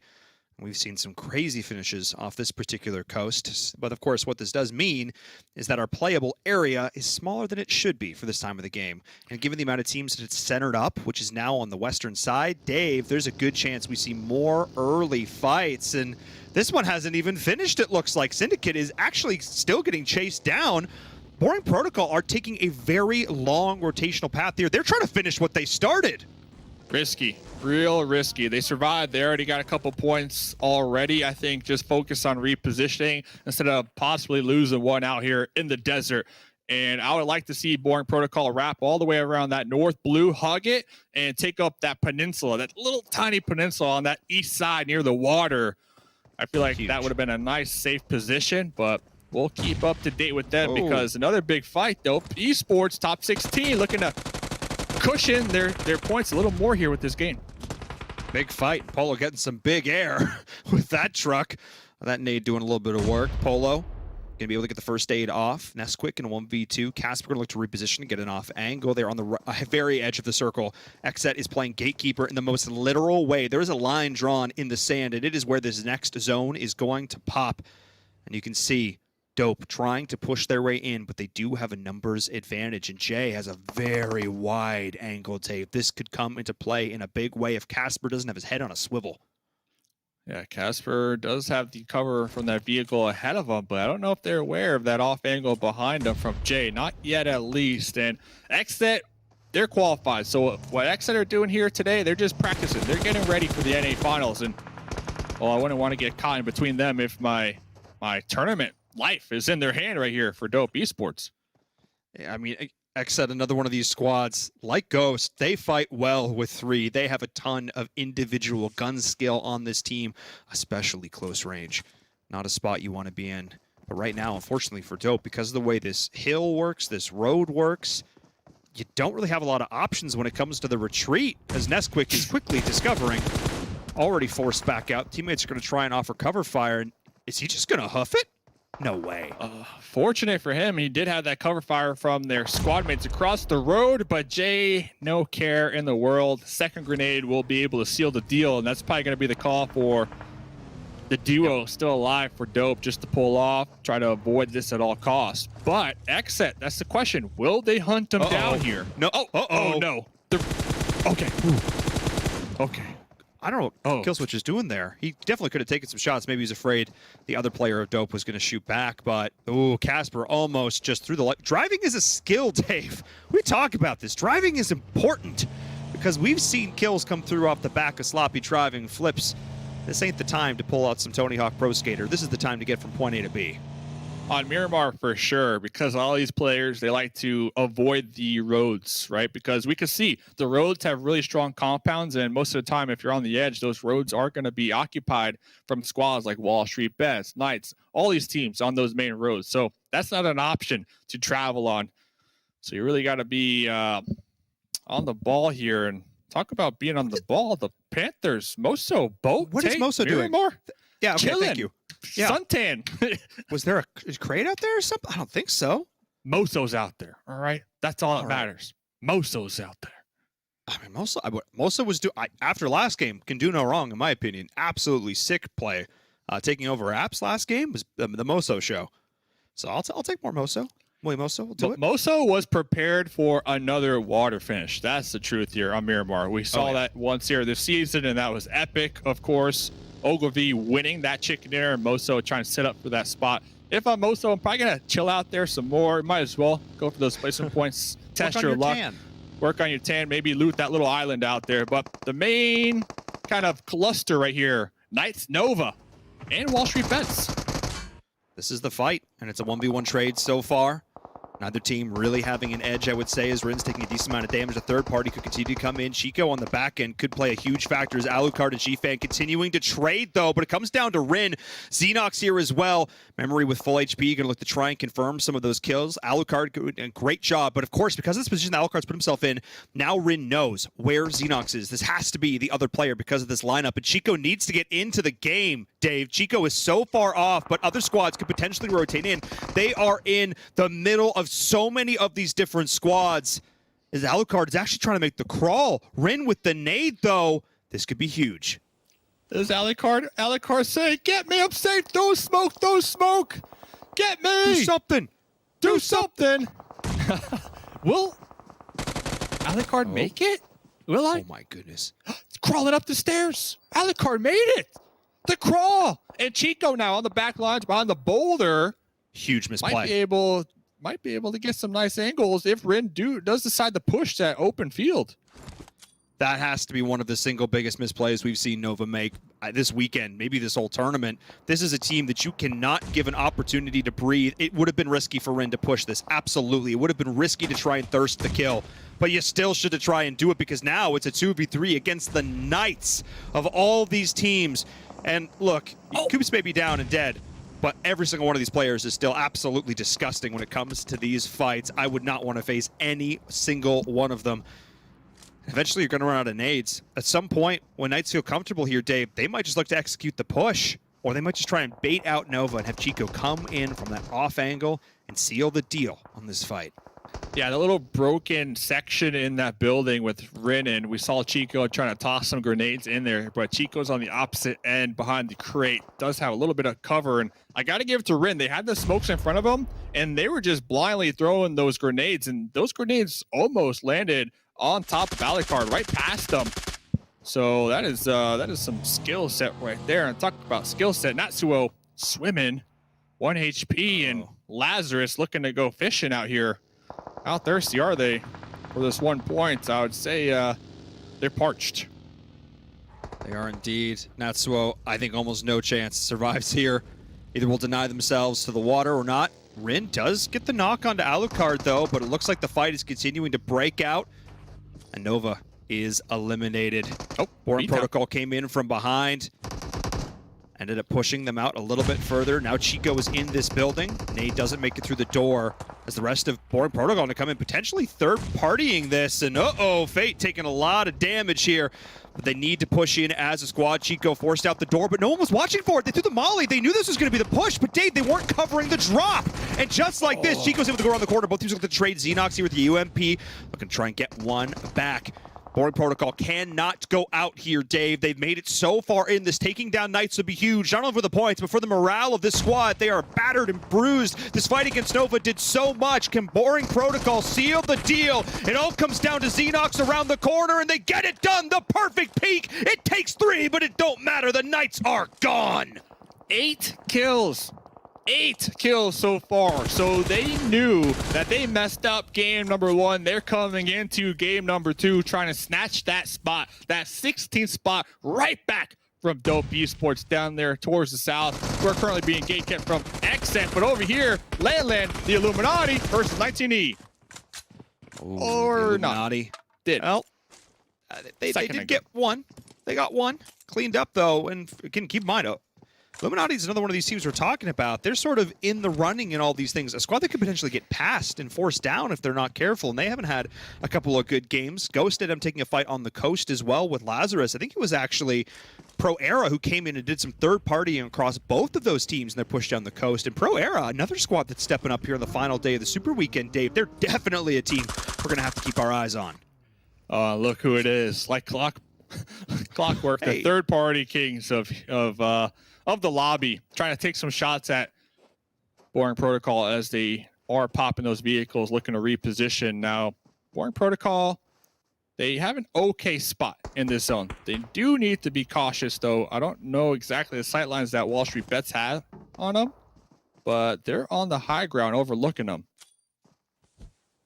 I don't like this play from K6. Leave nothing to chance. Smoke on your ally, smoke on your cross path. Easy.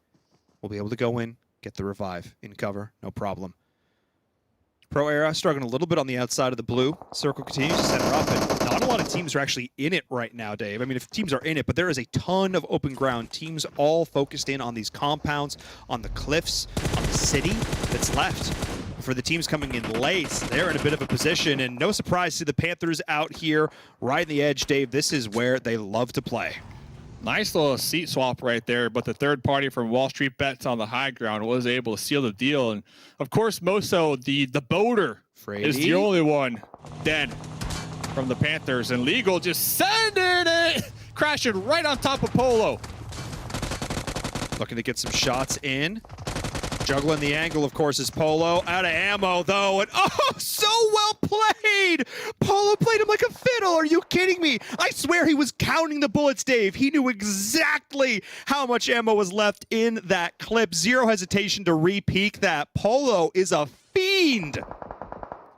Absolutely on the ball here so far, and I got to give it to Bop. They, instead of playing it slow on this new circle shift, they immediately rotated and pushed a little more into it ahead of 19E. So they're not going to be the ones gate kept in the zone. They're going to be the ones gatekeeping. So that's a heads up play from them. And this is, we talked about this in the plane, Dave. This is what I wanted to see, them getting a little bit more proactive. The question is, can they play this more defensive position? Can they get themselves set up? Channel your inner Ghost Gaming, lads. We believe in Boring Protocol. We'll see if they can continue to hold off these aggressors as 19E may look to make the send. XSET on the bottom part of the circle. They're actually gatekeeping Dope Esports. Whether they know it or not, though, Dave, that's my question. Very nice play. I'm still impressed with the Boring Protocol push and not just sitting back waiting to see what happens. Now they need to avoid the grenades from Acer. Acer in the front lines will be able to connect on the fanboys, and you have to assume that might just be the moment that 19E look to make the breach, the push. As is now, it's only Kissix.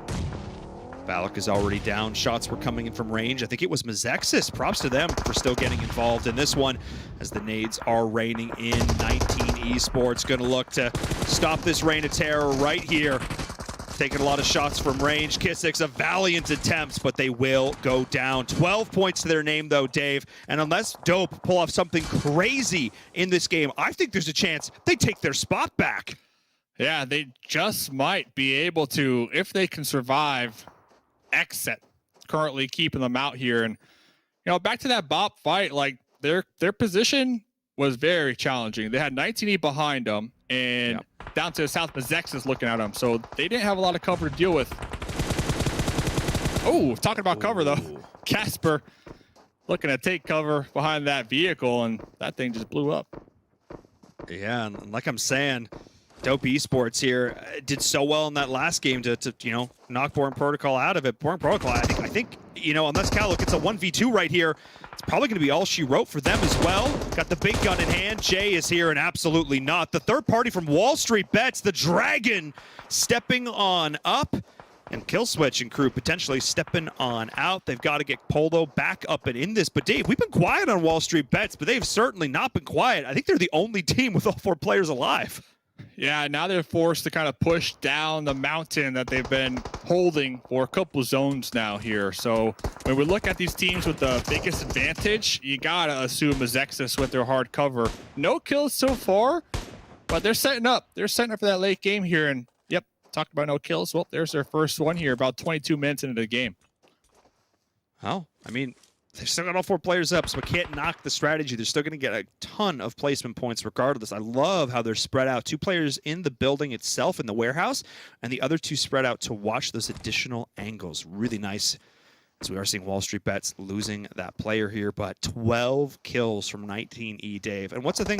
We talk about them being the third-party kings, but they're not just content to be that. They are pushing fights all on their own. They're showing us that they can be the aggressors. They can be the ones to set the pace. They can be the ones to set the tone, just like Killswitch is doing right now, pushing into Mezexis. Oh, Lie right beneath the little hill, the little lip right in front of him. Killswitch, UMP in hand. Looks like Lie is going to be using this moment to pull back just a little bit as these grenades are getting tossed over the sheet metal fence here. Killswitch looking to make the breach across the way, but these grenades are just money here from 24K. That's like the third grenade. Oh, that one cooked a lot. Oh, no way! 24K! Insane game sense. Perfect timing on that, and XSET is in shambles, Dave. The push comes in. Flawless execution. Mezexis, where has this team been the whole time? This is incredible, Dave. Yeah, that communication. They both had 2 pairs wrap around opposite ends of that sheet metal gate right there at the same exact time. So even if a duo got knocked out, the support duo in the back line was there to help assist and make sure they came out on top. Come out on top, they did, but as one fight finishes, the next begins. WallStreetBets have made their descent down from the mountain. 19 may look to get involved as well as it comes down to these 3 teams. A 4v3v3. What a way to finish it out. As 19 are on an island out in the middle of the field. The crate may give some additional cover, but I think these teams are so focused on each other, Dave. This may be the opportunity they need. Lie not quite being able to take the shots there onto Baba. Huge opening opportunity for WallStreetBets. Continue to push their way through. One opening knock would even this up and do so much. Can Baba hit the nade? That's the question. Is it good? Not quite good enough. Young Drago, the Dragon 2, half HP, prone right beneath the wall. Baba going for some pre-fire through that smoke. I'm looking for Drago the Dragon to get the heal off here. It looks like Mezexis will be pulling off just a little bit here, trying to get the reset, trying to get the heals, because now these two teams are outside of the zone and 19E on the edge, just third party in this fight. No one gets the zone. It's out in that circle. 19E will have to crawl their way through an open field, but WallStreetBets and Mezexis, they're so focused on each other. I truly believe that 19 have an opportunity to play this slow and steady and make it through. And Baba, great game sense, able to get the knock into Kino, almost gets the confirm. Starlight up on that second floor, though, could be huge. As we're seeing Mezexis looking to try and trade one back, but 19E Carnage at range. If they can get an opening knock, these are the third-party kings. Dave, this is where 19E thrives. The third party right now from 19E is disgusting, because looking up there, 24K can't even stand up without being shot through those windows. Same thing with WallStreetBets. All they have right now are these crates for cover, and the club. Ooh, the up close and personal with Lai gonna be traded on. It's huge there. Baba, that was the fight he absolutely needed to win. So many fans cheering for him right now in the chat. Channeling that energy here in this final 7th circle. The SKS comes in from 24K, whose shots and grenades in particular have been absolutely sick all game long. Can they continue to make it rain? As WallStreetBets, a couple trading back. Baba goes down.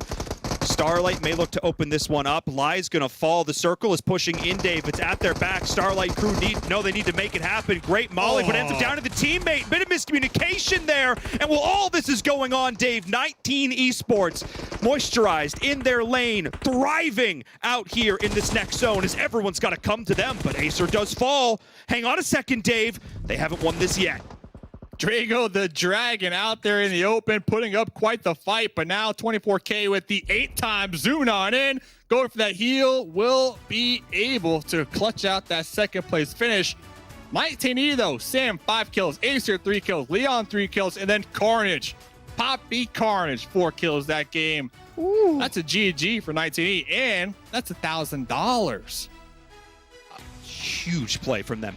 I want to see the damage numbers. Show me the damage numbers. 19E got involved that last game. Not content to only third party, Dave. They were pushing fights. 2,300 damage, 15 kills. A 30-point game for 19 Esports. Their progression over the last 3 weeks has been absolutely wild. We talk about synergy. If we talk about a team like the Knights and 19 both looking to continue to develop that synergy, Dave, I actually think the 19 Esports may be a step ahead of them here. And I was talking about how every single play adds up throughout the entirety of the game. If Boring Protocol would have won that fight, that defend against 19E, they would have been in the same position that 19E were holding down in that north towards that end game. So that might have been the Boring Protocol win. You never know, because they didn't win that fight. But ladies and gentlemen, you saw in that game in Virum, you saw the skins. They were looking good. They were looking good. So ladies and gentlemen, the PMPL 2021 Fall Special Crate is on sale. Go into the PUBG Mobile store, unlock it, and you could rock those same outfits like we just saw there from the pros in game. So that is going to be game number 2. We got 3 more games to go. Don't go anywhere.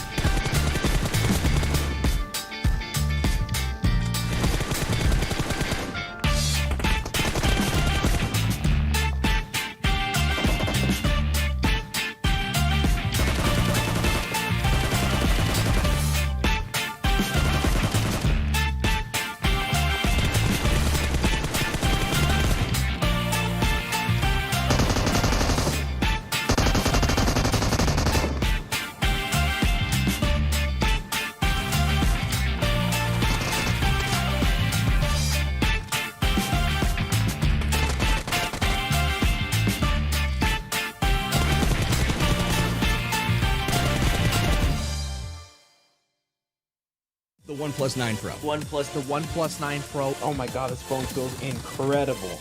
The best processor, 120 hertz, 12 gigs of RAM, and a Hasselblad camera. What more could you want? The HyperTouch on this bad boy is phenomenal. The best model of OnePlus phone I have used to date.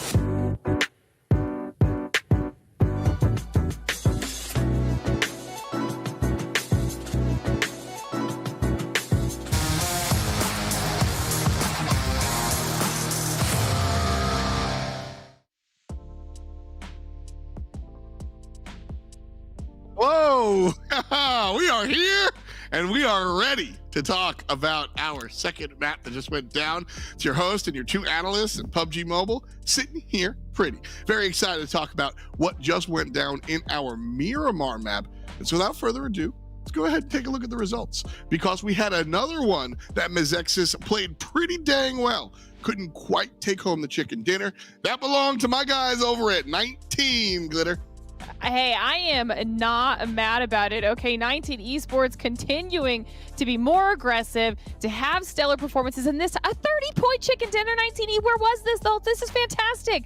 15 kills, and the chicken dinner massive for 19 Esports. But WallStreetBets, another strong performance. The 8 kills, 18 points. This is huge for WallStreetBets and Mezexis. Mezexis is just on a tear right now, playing at a level we've been hoping for. There's not enough good things to say about them. XSET, again, having a much better day today. Back on our top 4 situation, 12 points overall, but this is where things get a little bit spicy here. 5 and 6, both teams that needed to do well, and both teams that did do well. 12 points for Boring Protocol, who was behind Dope Esports, and 8 Dope Esports, and then Panthers and Pro Era rounding out the top 8. But 7, we called it. It was going to be a battle back and forth.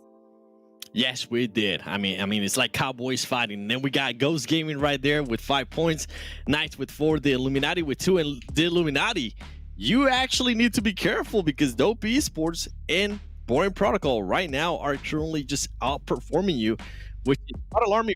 Not just alarming just for UIU. We'll definitely take a look into that. We do have Nova Esports there with 2 points. It's surprising we've been seeing Nova and Ghost Gaming now like very close to each other. Whether if Ghost is in the second page, Nova's in the second page. Yeah. If Ghost is in the first page, Nova's in the first page as well. It's very interesting how we're starting to see that between those two teams. I think everybody's happy about that except for UIU, right? When we see the lower teams come towards the top, that's exciting for viewers. It's great for casters. Production loves it because we have different graphics. But UIU would rather the winners just keep winning, so the points stay the same and they're comfortable. Not quite. 7, you wanted UIU to bite their nails, and I think that's what they're doing so far. They're not here though. Let's take a look at our round MVPs, the players that have been pushing forward the most here. And it's Drago, Acer, and 24 Carrots. Acer, really, really impressive here. 7, talk to me a little bit about Drago. You were really high on him earlier this season. Yes, sir. I still am. And that was because this man literally put WallStreetBets on his back, and he was just carrying them to the super weekend. And then finally we saw Stevo, Devotion, everybody else starting to step it up, including Baba as well. So it's not just weighing heavy on him, but now he has finally some support. But I mean, so far this tournament, he has been quite an outstanding player for me, and hopefully he continues to have this kind of performances even going into the finals. 24k for him to be able to put up 734 damage as well, more than any of these players that we currently have. It's kind of awful that he was only able to get 2 kills. I would have loved to see more kills out of him, but hey, great performance regardless. Very, very fun to see him do things here. Like I said, Drago, you were talking about him earlier, finally getting a chance to stand up. WallStreetBets trying to make it towards the finals. So a great look for him individually as well as the team. Pushing into total damage, that's what I want to look at, because we see different teams up on top. We see different numbers here. 19 Esports has continued to be consistent just for today, but it's a nice step in this direction. 7, WallStreetBets here at number 2 as well. Yeah, definitely. And I mean, we saw Mezexis, we already talked about them. We saw one of their players just kind of popping off. Boring Protocol. This was a huge game for Boring Protocol, considering that when we saw the previous overall after game 1, they actually had lost a spot to Dope Esports. And you can see right there, Dope Esports, regardless whether they only got 2 kills, they were still able to secure, if I'm not mistaken, at least some placement points, and I think it was 6 placement points. So overall, these 2 teams are delivering with what I was hoping they would deliver, and kind of making that race tighter. It's not just one team now, it's a bunch of teams that are gonna have to be careful with the Illuminati, as I was mentioning earlier. And then we have Pro Era at the end as well, 4 kills. Like, all of these teams are teams that, and I'm talking about XSET, Pro Era, 19E, WallStreetBets. All of these teams are teams that are probably going to be making it to the finals, but it's kind of time to gear up, right? It's kind of time to just tune up and get ready for those finals, which we've been seeing teams do. Again, I shouted out 19 over 20 times so far, but Mezexis, also a team that deserves a shout out. They took home the chicken dinner in map number 1, and then map number 2, there was 3 teams left. It coulda, shoulda, woulda. They had that position, but the circle did them dirty and they run out, blah, blah, blah, blah, blah. But Mezexis stepping forward here today, Glitter. Really exciting to watch them, like I said, kind of, or like Seven said, turn up when they need to. Yeah, I mean, we even heard him Viram saying, you know, where has this Mezexis squad been the entire time? Because just a reminder, if you're wondering why we're even saying that, they didn't play in last Super Weekend. They didn't qualify through to the second Super Weekend after they had a very strong showing the first time around in Super Weekend. So it felt very up and down. But today, I feel like we're back to that first week of Mezexis. What we have here is actually a comparison of averages from yesterday to today, okay? Because something has changed. Look at the average damage difference. Obviously, there's more games played yesterday than we've got so far here today, but this is huge for Mezexis. They are so strong right now. Like you said, after they started off the day with a chicken dinner, then they almost got it again in the second match. I mean, 8 kills versus 3.2. Their aggression is better. Their teamwork is better. Even if this is a squad that isn't going to be first overall at the end of the Super Weekend standings, what we need to keep remembering is that this gameplay is now feeding into our finals. If this is the type of Mezexis that heads into finals, 21.5 average assists versus 9.6. Are you kidding me? Are you kidding me? And to be fair, they even had decent placements yesterday. It's just they're that much better today. If this is what we're going to be getting from these teams moving into finals, then we're going to be talking about a lot more teams than just the battle between Nova and Ghost, than just the giants that we were expecting out of Knights, 19E, XSET. I mean, there are going to be too many teams to talk about at that point. I mean, you brought up the assists. They more than doubled their average damage and kills from yesterday to today. Honestly, hoping they can keep it up, because good teams are just fun to watch, straight up and down. Let's go ahead and take a look at the bubble. These are the teams that are competing to hit that number 16. Everybody below 16 is going to be left to the wayside as we move into finals. And so everybody vying for position. Yeah, the numbers, it gets a little crazy here. UYU are not here, which is why we're using them to mark the twain, so to speak. And that's where everybody's eyes are at, Seven. Yeah, currently, just to kind of picture it for the viewers at home, Boring Protocol are actually the teams that are in 16th place. We just kind of put in the other teams, as you were mentioning. Some of them aren't playing, some of them are playing. UYU is kind of the marker for me because they are not playing. The Illuminati can definitely pass them. We just saw WallStreetBets pass them. The battle now, and the reason why I have always said every point matters, is because between Boring Protocol and Dope Esports LLC, it's just 1 point. It's just 1 point, and they will be tied. So any kill matters. And something that I also want to keep in mind to the viewers is currently these 2 teams are averaging enough points that if they continue this kind of performance throughout the day, they will be able to pass UYU. They will be able to pass the Illuminati. So the Illuminati, now this is kind of like a heads up for you. It's like, hey, the teams behind you that you thought you might have a nice lead on, guess what? They're catching up because you guys are not performing the way we expected you to. And now Boring Protocol is having a chance to maybe hunt down the Illuminati. Boring Protocol is having a chance to hunt down UYU. And it's not just them. Now it's Dope Esports LLC too. I'm telling you, this is going to come down to the last game, and I'm all for it. Just 1 point right now separates 16th place and 17th place. Oh, let's go. I'm with you, man. And so, yeah, let's go. Let's jump right into map number 3, Erangel on the docket. We have Erangel, second time today, and that's where we're going. Farewell to the analysts, and hello to the game. Thank you so much, F. We're back. We're here. Game number 3, Erangel.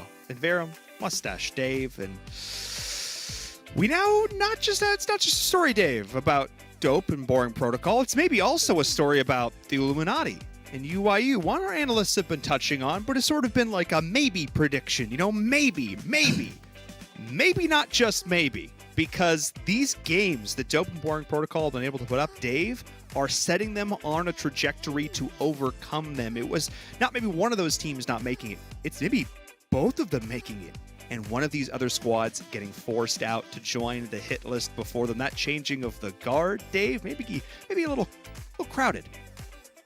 1 point right now between the two teams, and what a graphic they had. The hit list and yo there. Disrespect. Ladies and gentlemen, game number 3, Erangel. It is coming into play. This map is it is 60% of the map pool is Erangel for the Super Weekend. So these teams, they are ready to go. They are aware. They are feeling good to be back on the OG out here to really try to get those points. And we're looking at Boring Protocol. We're looking at Dope Esports LLC. Yeah, we're looking at the Illuminati as well. 3 teams down there at the bottom fighting for that chance to continue to keep that dream of being a pro player in PUBG Mobile alive. Oh my goodness. I love it. The intensity, Dave. I can feel it through the screen. These players are pouring every ounce of their will into these games, because at the end of the day, this is the culmination of all of the work you've put in, the literal thousands of hours that you have spent playing this game, grinding with your squad to make it here to this point. You've got 3 games left. It's all or nothing. Leave it all on the table. We could talk about it all day, and I certainly plan to, or at least until they kick me out. As we're taking a look at this playing path, pretty friendly, pretty healthy, all things considered. And I wonder what happens if we just get like a nice central circle. Like, what if we just get a not crazy oppressive circle? Because that could mean, Dave, that the teams, if they want to fight early, they could fight early. It's not quite that. They're going to have to move. Yeah, that would be totally boring. So good thing it's not boring. And talking about boring, well, they got 2 different drop spots on Erangel. They got North George, and they got like the west side, a little north of Primorsk. So that is good. They can flex back and forth. They're definitely comfortable with both positions. The thing that's not good is that, once again, this zone is just so far away from them. And that's kind of the downside of having a drop spot on the edge of this map, because there's a lot of chances that the circle number 1 just wouldn't favor you. It's not going to favor you. So we'll see if Boring Protocol, what will they do? Take a vehicle, maybe wrap all the way north of Nile, pull in right there, bada bing, bada boom, or who knows? Maybe they want to play extra safe, take a boat, stock up on some gas, and go all the way down south and, roll up on top of Military Base Island. It's going to be really curious to pay attention to them. And then Dope, hey, bread and butter all day. They drop Milta, power every single time, all the time. So let's see. Keep an eye on that. And we'll keep an eye on a potential scrap here between Syndicate and WallStreetBets, who made their way into that final 3 in that last game. Didn't have the most success, but were able to hold on for quite a while. A great test of their teamwork and communication. Pretty split right now, though, Dave, which is something to keep in mind. If one of these teams should get pushed, squad's going to be pretty far away to potentially deal with that, as we're seeing another fight here. This time it's the Panthers, and they don't have a lot to work with. They're kind of... What is it? They're all in one house. Our house. Hey, they're vibing. They were vibing, and from the sounds of it, they only had some shotguns, some pump action shotguns as well. They were trying to take some shots at BTOWN with the BM driving around their little tiny nice starter home down here. And BTOWN, hey, maybe they're on the hunt. Maybe they're looking for some early fight. Hey, my Tesla. Maybe they're looking for some early fights. I was just about to compliment Frady's driving for getting them out of there. No, I'm so glad I didn't. Anyway, I like how Legal's just like, forget this. I'm gonna go get some loot. Yeah, I'm getting some loot. That car is not getting moved. Yeah, definitely totally feel that. I feel that. Frady really low too in the health department. So I'm curious, will BTOWN decide to commit to that push? Or will they just be like, okay, we didn't get you this time. We'll get you next time. The Panthers will get you. I mean, there's a chance if BTOWN, depending on how they play this bridge. Panthers, we have seen them take the west bridge as well and rotate all the way back and around through farm. Oh, Pan. Okay. Gets it done. That jump is not always the easiest thing in the world to make. Did it quite well. But yeah, this circle, again, we spent a lot of time down here, centered up right on Milta. XSET have got to be ecstatic. Nova as well, playing their traditional 2-2. Have a great time playing in just south of farm on the coast. Dope Esports as well. Right down there at the bottom, Dave. They're going to be having a blast here as they get all the time in the world around Milta Power. But Mezexis is also on their flank, and they've been looking so phenomenal today. I'm going to keep saying, Dave, where was this squad? Where do you think this squad's been the last couple weeks? Warming up. And they're like, hey, fellas, this is our last week to get $1,000 for chicken dinner. And everybody just, put their fists together and it, like the ring, the gauntlet, and it all came together. And now they're here to get the money. And they will get the money. And talking about getting the money, I don't even think Pro Era care about getting the money. Because I got a DM on the break from Pan. And Pan's like, how many kills I got? I want to beat Fishy. So, like, they're trying to go back and forth, dude. Yeah, I'm like, hey, bro, like, win the game, all right? But no. They're pretty safe with qualifying for the North America Finals coming up because they are right ahead of WallStreetBets. So, I guess they have that little internal rivalry going on to see who's the top fragger from the squad. And getting back into this game, though, the Illuminati, they're going to need to be very careful because, yes, they are top 16, but not by many points here. They are indeed, and they've, again, we've sort of been quiet on them because they've been fairly quiet. We've been focusing on this pitched yo-yo battle down there at the bottom, the back and forth, the up and down. But they're sort of on the cusp of all this. And, looking at some of the points, yeah, they are real close to getting supplanted here. As we're seeing Ghost, Mezexis, crossing paths, ships in the night. Will they end up getting into a scrap here? That's the question. They're pretty much dead center of this next circle. But if this fight goes on too long, Dave, the chance of them getting third party really starts to increase. 24K. We lead peeking, but not behind the tree. So he was like miming that there was a tree there. You know what I mean? Like, pretend I'm behind a tree. And Bayo was like, no! No. Mezexis, we were talking about the stones, the Infinity Gauntlet coming together here, looking for that winner chicken dinner, but with Ghost right in front of him, trying to put a stop to it, it's going to be a challenge. Oh, and the shots from HH24. Red dot, don't matter, none, lie. Potentially going to be lying in his grave in just a few. Very split from the rest of the team. That off angle, first aid will connect. Had a scrap of HP left to get that done. HH24 maybe overextended. Bayo looking to go in.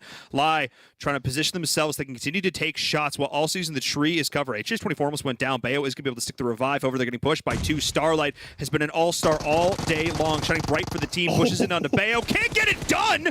His teammate's body soaked up some of the bullets. HH24 goes down, but Bayo stays alive. Tensa with the drop shot. Kino with the bullets. Good swap to the M4. Oh my goodness! Mezexis are on a tear. Ghost Gaming, first team out of the lobby. Yeah, they lost 2 in the process, but you know what? It doesn't matter because they took out Ghost Gaming. Ghost Gaming with a nice little point lead on the overalls for the PMGC spot. So that's what I'm talking about. Ghost Gaming getting into these early fights. Yeah, they have a nice cushion, but that's going to open it up for Nova. If Nova get a chicken dinner, that gap's going to be even tighter. It is indeed. 19 Esports not content with 30 points in the last game, Dave. Not content to just be the third-party kings. They are the ones to take these fights to their opponents. Leon is already down, but Syndicate down to only 1 player left standing. And 19E just looking relentless in this lobby right now. They're looking good, especially after last game, all their kills. They're definitely going to be feeling good, and I wouldn't be surprised if they get a knock onto anybody. It doesn't matter what team you are. They're going to immediately send it. They're going to immediately try to wipe you out, and that's exactly what's going down right here. And Brain is like, ah, they're coming for me. I think Brain's the last one alive too. So good luck, Brain. Throws down the molly, priming the nade. Waiting for the footsteps. Try and bank it off the wall. Not gonna happen. Oh! I just say good luck. Oh just say good no, luck. Dave. That Caught was that. dirty. Caught that. Okay, Ogilvy though. Okay, little interesting fight happening over here just west of farm. This is gonna be Lazarus pinned down. Erangel with the flash though. I don't know if that's worth. Well, I don't think so. G3 able to pick up that one. Glaz comes in the outside trying to find those jump shots. Telly will fall. Veins will pick that one up. Glaz can finish that one up at any time. Veins the fight, the 1v1 with G3 will be able to get the win. Point blank range. Nicely done. Trying to even this one up as best they can. Picking up those kill points. Glaz is going to go down. It's a 1v2. Vein get up the first aid. They know he's been wounded. They know he's been injured. They've got to push this. Fears is here. Oh, low health on Joey. There's the fight. It's down to a 1v1. Can Fears make this one happen? Great play from Vein. Get every point you can while you can. And what a bloodbath here as Ogilvy and Lazarus go toe to toe. Vein will be able to get the med off. Nade comes through. Great side step. Fears takes one back in return. Wait, Natsuo's still alive? This is a 2v1, Dave. Hang on a second. Natsuo was in a vehicle, pulled up right in time to get that grenade.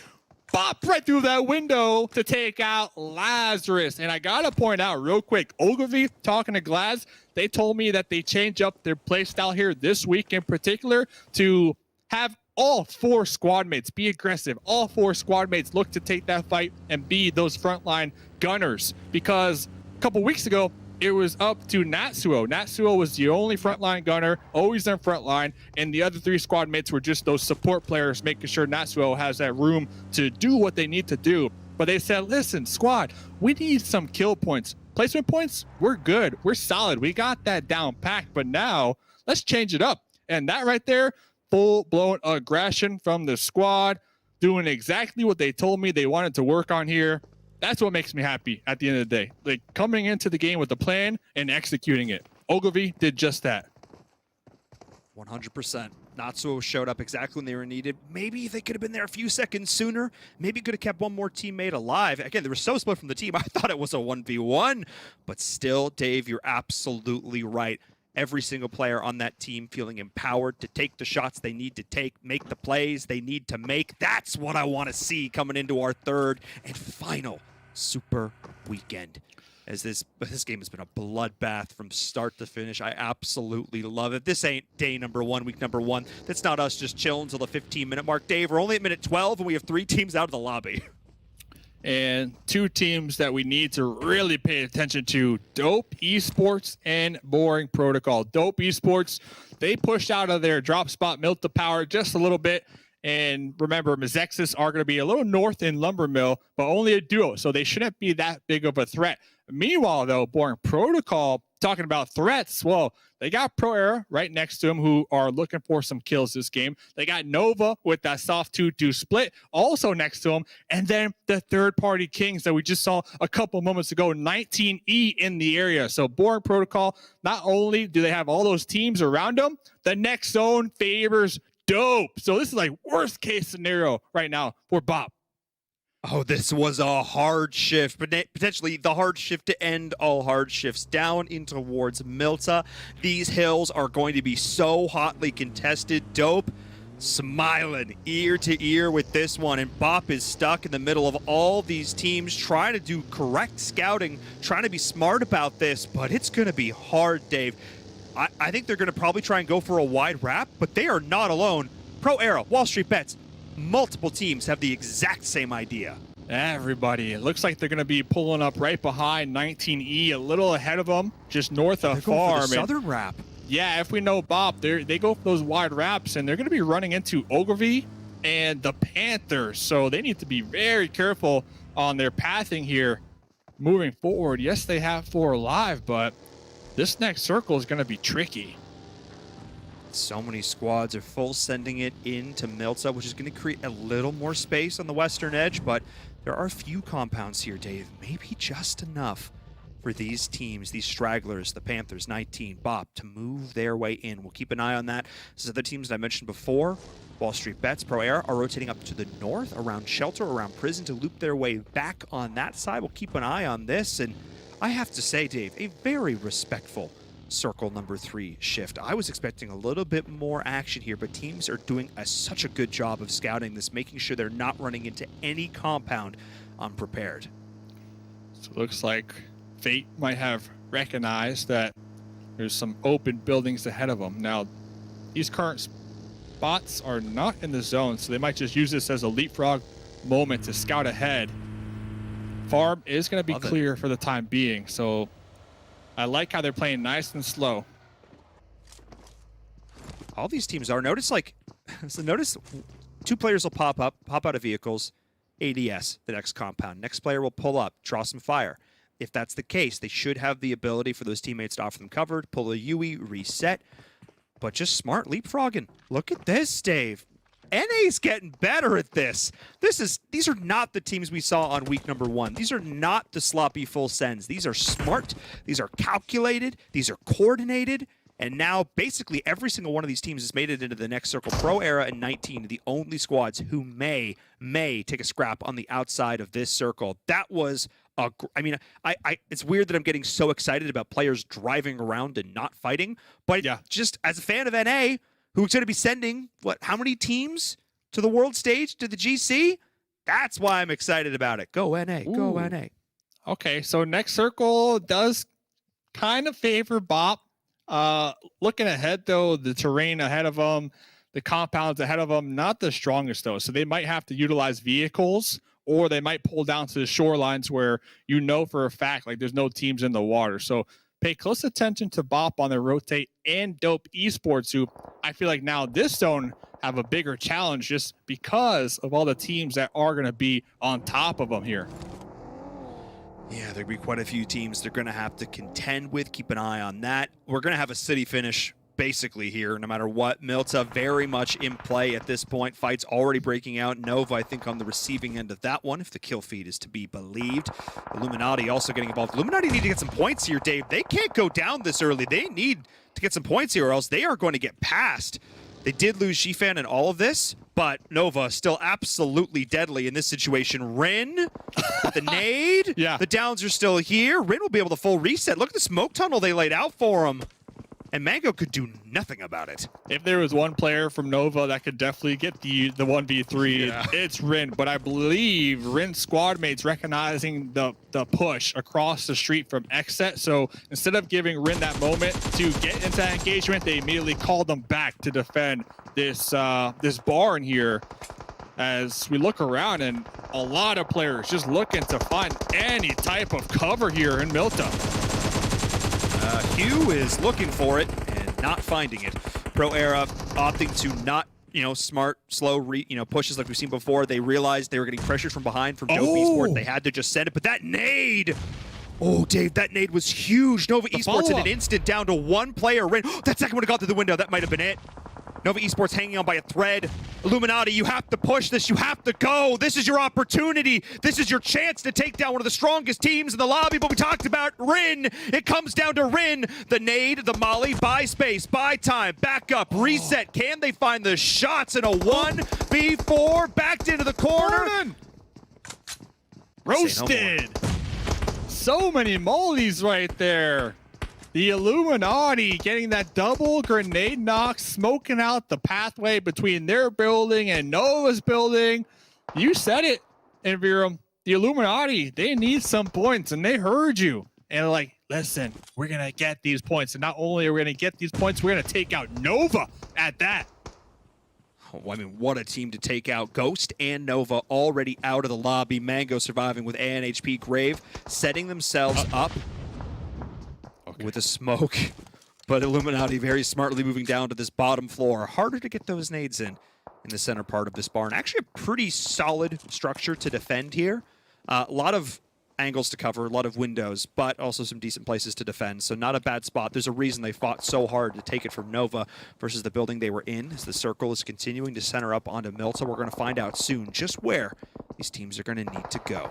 The Illuminati should know exactly what windows to avoid huddling around, because they just got the advantage onto Nova with those grenades. So they're looking to avoid those grenades from BTOWN right now, sharing their next door compound in the zone. Goodness. Bop, fingers crossed here this game. Yeah, they had a hard shift a couple circles ago, but right now they are in it to win it. They just need to make sure to take out Carnage, the one-man wrecking ball this game with 2 kills so far. But if they could do that, they're the only team that has any type of terrain and hard cover on the west side right here.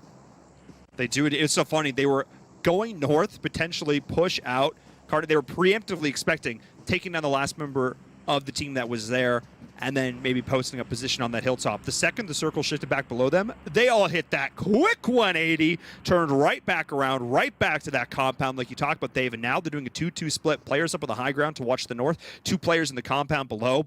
Bop is in a great spot. They just have to hold it, Dave. We saw in the last game they sent it a little bit early, got knocked, couldn't quite defend, maybe not the best position overall, but I said I still liked the idea. I still liked that they went in early, took the spot. Now, the circle has favored them, they have the spot, and they've got all 4 alive. This is their opportunity to shine.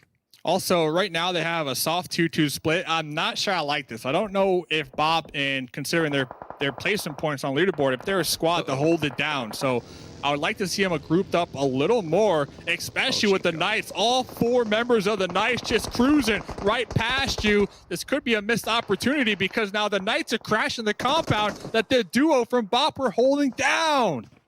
But at the same time, they got split as well. Alucard is the solo.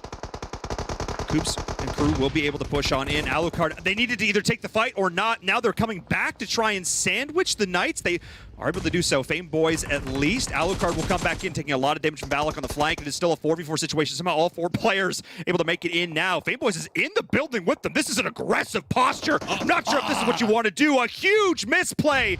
Bop giving up their opportunity to slow this down, get a knock, find the nade. That's what they needed to do. But Dave, Fame Boys goes in way too far. Yeah, you know, and I'm not knocking the squad. I just don't know if the position they are in on the leaderboard, that 2-2 split was the call, right? They had hard cover in the zone, and the Knights look at the minimap and saying, hey, let's go there. It just happened that Bop were not prepared to defend the crash, and just unlucky, because I really did like their position over here.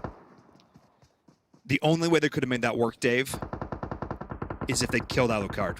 They realized 1 player is held back. It's a 2v1. Our teammates can buy space, back up, hold time in the 3v2.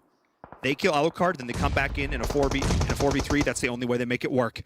As the Knights are now pushing around the outside, Coops will play anchor.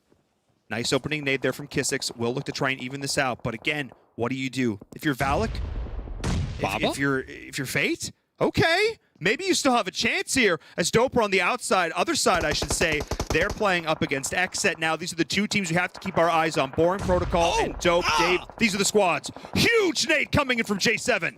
J7 with the double knock, and that's going to start the push right here. J7 bolted on in through the window. UMP!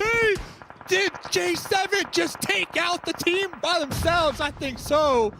My goodness, Dope Esports checked off the list here this game for XSET. Now it's up to Bob to make sure not to get taken out here, so that they could possibly widen that gap on that top 16 leaderboard. Absolutely massive play from J7. The one-man wrecking crew goes in, finds the nade, finds the shots. Absolutely zero fear. As the Knights are going to loop it back around to the other side of the compound. WallStreetBets is here making this push into Bop even more difficult. They'll say that's okay.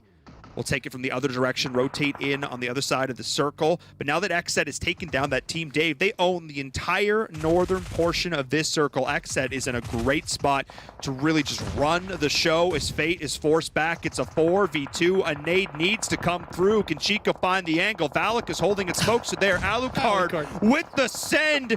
Get the info. Get the run over. We've seen it before. What can they do? I told you, Alucard is the entry-level dragger, or driver. Sorry, I saw a drag on the kill feed. Entry-level driver. That's exactly what Alucard has to do. And Bollock hiding behind the corner. They knew exactly where they were.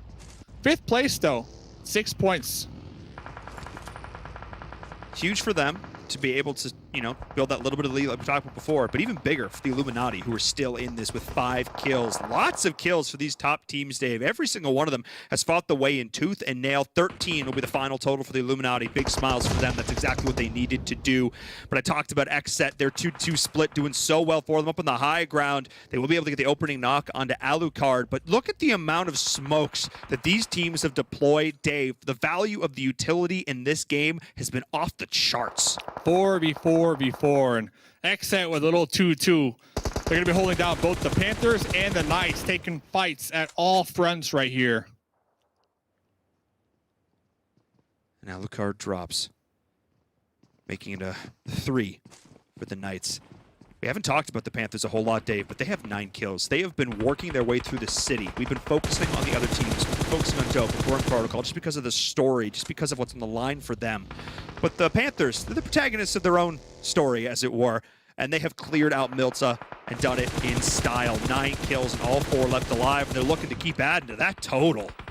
And the Panthers, remember, BTOWN tried to take them out very early on, driving around their compound while they only had a couple shotguns to defend themselves. So for them to be able to continue to survive with all 4 up here and 9 kills, like, that's a huge game for them here.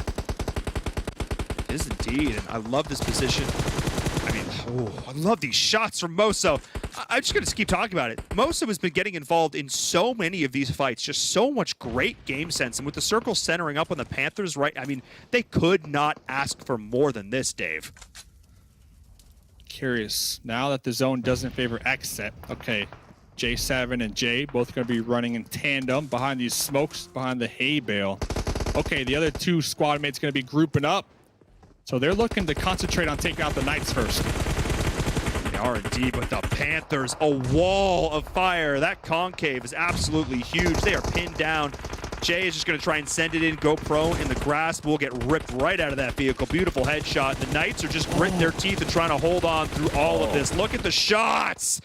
And I think in the end, the Knights are actually able to do a decent amount of damage there, but the Panthers with 13 kills, staring down 2 members of the Knights. It's Xenox, it's Chico. Dave, what can they do?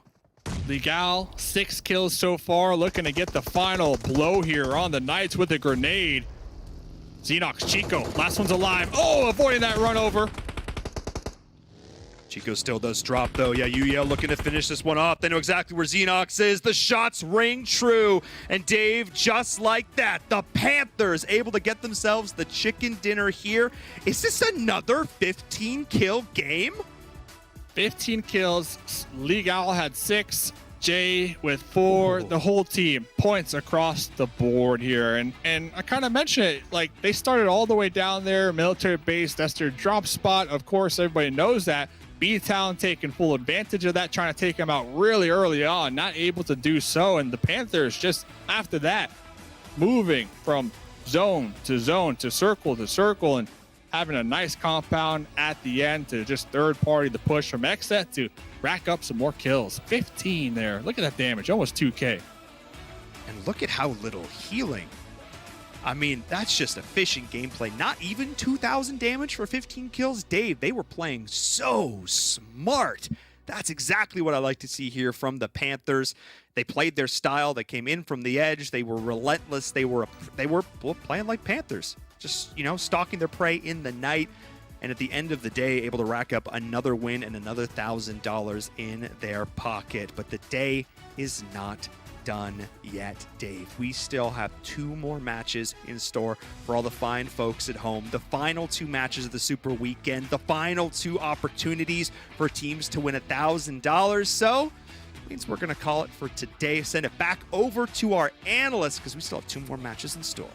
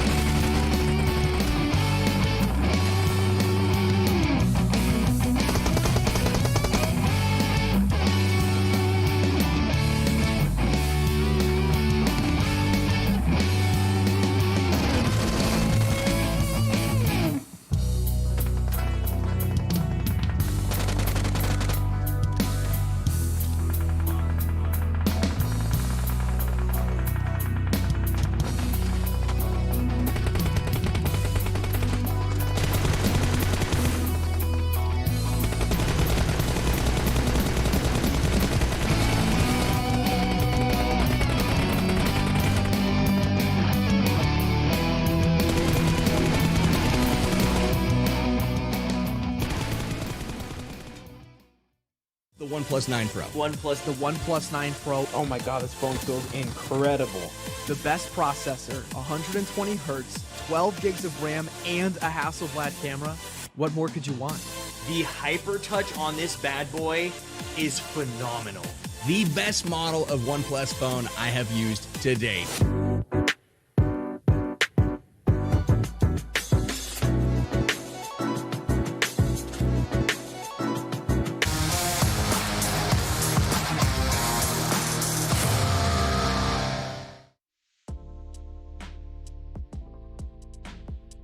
Welcome back, folks. We are at the halfway point of our final day of Super Weekend, and I'm excited because we see a lot of different teams kind of stepping up and doing the thing. I'm your host, F. Joined here by our analyst, Seven and Glitter, and I'm very excited again to show you where we have been sitting. And so our match results so far: off the top, the Panthers step forward and they get 30 points. We've seen this a lot. Our top team also brings home a lot of kills here, Seven. Definitely have. I mean, and these are just popping off performances. They're just not getting the chicken dinner and just a couple kills. They're getting the chicken dinner and matching it with kill points as well, which is really impressive. We also have XSET. I mean, we've been talking about them for a while now. We've been wanting to see some of the flashes of greatness that we saw in Super Weekend 1. It's not up to par to that, but it's at least something, right? It's a different pace here of what we're getting used to seeing from them. And then we also have Knights with 17 points, the Illuminati 13 points. This is huge for the Illuminati because they have Boring Protocol just breathing down their necks. So that's going to be pretty impressive. When we go to the overall, we do have 19 Esports there with 5 points. And I do want to see here the second page because our top two teams, Glitter, once again, Ghost Gaming and Nova Esports are on the second page. It's just not their day today. But another team that needed to keep up that high average point consistency that's on the second page right now is Dope Esports. This is going to make their journey into nailing down that final spot in our top 16 that much more difficult, especially when we take into consideration the fact that Boring Protocol was on our first page. So middle match of the day just continues to shake things up. It's crazy.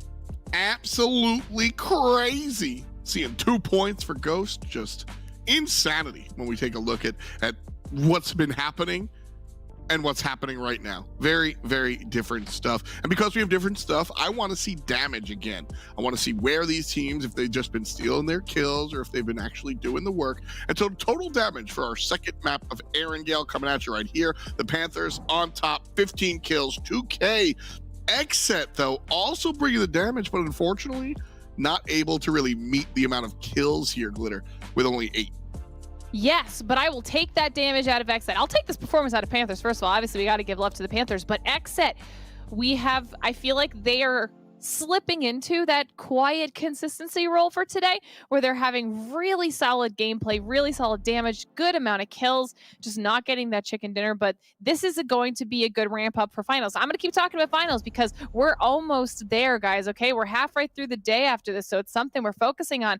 Knights doing the exact same thing, Ogilvy doing the exact same thing. There's actually a lot of damage on this chart here so far, and I mean 5 kills apiece for Knights and Ogilvy, but once again, 19 Esports up here with a small, not a small amount, just like a nice chunk of damage, nice chunk of kills. But I think this is where things start to get a little bit crazy, Seven.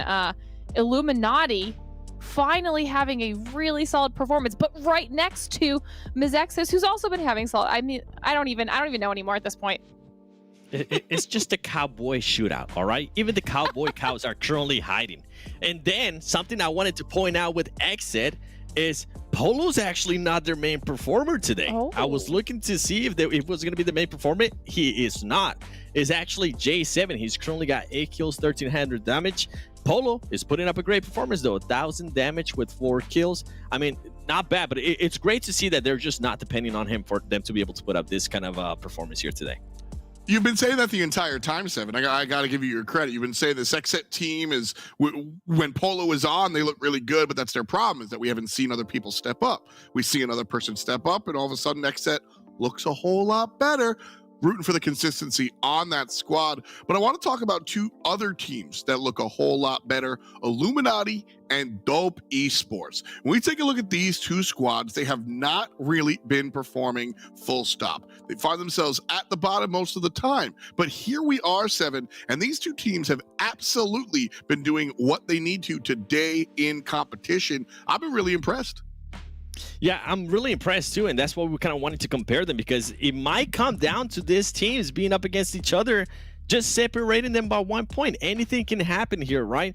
But as you can see right there, Dope Esports is currently pretty much out damaging the Illuminati by 563 to 462. But when we go to kills, the Illuminati has actually been able to just put up the most kills, and then the average survival time goes to Dope Esports, which that translates to placement points, which I think it's huge, because any point that you can get here is going to be amazing. The average kills, the average assists too, you can see that going to Dope Esports LLC, and going back to the average placement, you can see there Dope Esports is currently just being able to edge that average placement. So I wouldn't be surprised, honestly, when we go to the overall to see this team's a little bit closer, and I'm really interested to see what Boring Protocol has been able to do, because all of these teams in a way are starting to step it up and are starting to take advantage here, Glitter, of Nova and Ghost really not performing as amazing as we're kind of used to.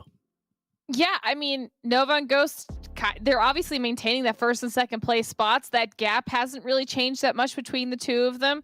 And pretty much this entire first page, we're only 2 more games left in state. All these people are set. We don't have to worry about our top 8 anymore, okay? You guys are going to be in finals. Great job. But this is... after every single game 7, my eyes instantly go down to 16th place. First of all, UYU has plummeted down the list, okay? They are in 15th place right now, and Boring Protocol is 19 points away from them with 2 games left on the day. If Boring Protocol has 2 mediocre performances, that is a closable gap for them. And then we look down to Dope Esports, and they're only 5 points behind that. It's definitely going to be a little bit harder for Dope Esports here, but this is scary close, and Boring and Dope have just gone back and forth with that 16th place spot. That's with 2 matches here, Dope Esports need to step it up in a big way. We saw they were able to kind of do it in the first game today. We saw they were able to at least average 10 points in that game, but it slowed down a little bit, and you can see it starting to take a toll there. You don't want to see that gap too wide when you go into the last game, because the pressure that's going to be on these players, it's going to be absolutely unbelievable. F-Dot. Yeah, I mean, that's the crazy part, I think, here is the fact that, you know, Dope, yes, they are trailing here by 5 points out of number 16. Boring is here, so that 144 is a moving number. So Dope has to make sure that they compete just as hard as Boring, and hope that Boring stumbles the way Dope did on map number 3 was the one that they fell down a little bit earlier than their performances in 1 and 2. And so we look at 16, that's where our eyes are going to be drilled down. And that's kind of where I want to have the conversation straight up. UYU are the ones kind of holding their breath, but I think Dope are the team right now under the most pressure. Because at the end of the day, UYU have a situation where they're at home, nervous, blah, blah, blah, but their performance actually doesn't come into the conversation. They just have to kind of hope, cross their fingers, put out their crystals, light some incense, and hope that it all works out. Dope are the ones that actually have to go to bat. They're the team that actually have to play. And so, Glitter, I'm going to come to you and ask the question. It's yes or no. Can Dope perform well enough in order to sneak into that top 16? I think they have the capability to do it. It's about the mental side of things now. I think they might be starting to get a little bit scared after that last performance not panning out the way they would have liked. And then when we head into Sanhok, where things naturally get a little bit crazier, I'm more concerned about them being so scared of losing even more points that they play hyper conservative and it doesn't go well for them. That's a big point. That was a big point. 7, what about you? This 24 gap from UYU. Technically, they just have to keep up with BP. Yeah, I mean, that's pretty much what it comes down to, right? With UYU, we kind of chose them because they're just not playing this super weekend. If we're being realistic here, it might come down just between Boring Protocol and Dope Esports. I think, oh man, this is tough for me too, because I kind of had Dope going to the finals. I'm pushing for Dope. You know what? I think UYU is not going to make it. I'm just going to put it out there. kind of want Boring Protocol and Dope Esports to make it, just because they are here. They are able to do whatever they can to put themselves in that position. UYU had that chance, and they weren't even able to make it to this Super Weekend. So I'm pushing for Dope Esports LLC, and I'm also pushing for Boring Protocol. It'd be super sick. And the next map is the map that anything can happen. We've already seen anything happen. If you've been following the Super Weekends, these logos you are not used to seeing in this position. The Panthers started this season off hot. I know, but it's been a while since we've seen them in that position. And so I'm excited to jump right into Sanhok. So that's what we're gonna do. Me and Glitter and Seven are gonna go take a seat, and you guys are gonna go stand up. It's Hot Jukes and Zute on the mic as we go to Sanhok. Oh, baby, here we go. Sanhok about to go into the jungle zoo. Bro, Yeah. This is the last day, dog. The last day for some squads to try to make it into the finals. It's coming down to the wire here. Yeah, it's definitely coming down to the wire. We got this Sanhok game, we got one more game after that, and just like the analyst has pointed out, Dope and Bop, they're like neck and neck, 4 points difference, and not just that, UYU, they're sweating a little bit too. I wouldn't be all too comfortable if I was UYU. But let's head into the Sanhok match. Let's see how this one plays out, Hot Jukes. Let's get it, baby. Here we go. Match number 3, dude. Yeah, UYU, I think they're more than just sweating. I mean, Seven just said that he don't even think that they're going to make it. And to be honest with you, I'm a big fan of all these teams. It's so hard to see some go, but at the end of the day, someone's gotta. And UYU, they are on the chopping block right now. Mm-hmm. Okay, so before this first circle even comes out, I'm gonna. This is how I look at it for this Sanhok match in particular. We can both agree, both Boring Protocol and Dope, not the best performing teams, right? So let's just say they don't do well on the Sanhok, the both of them. But without even the first circle popping up, I would put my money more on Bop for this map because they have more areas to loot.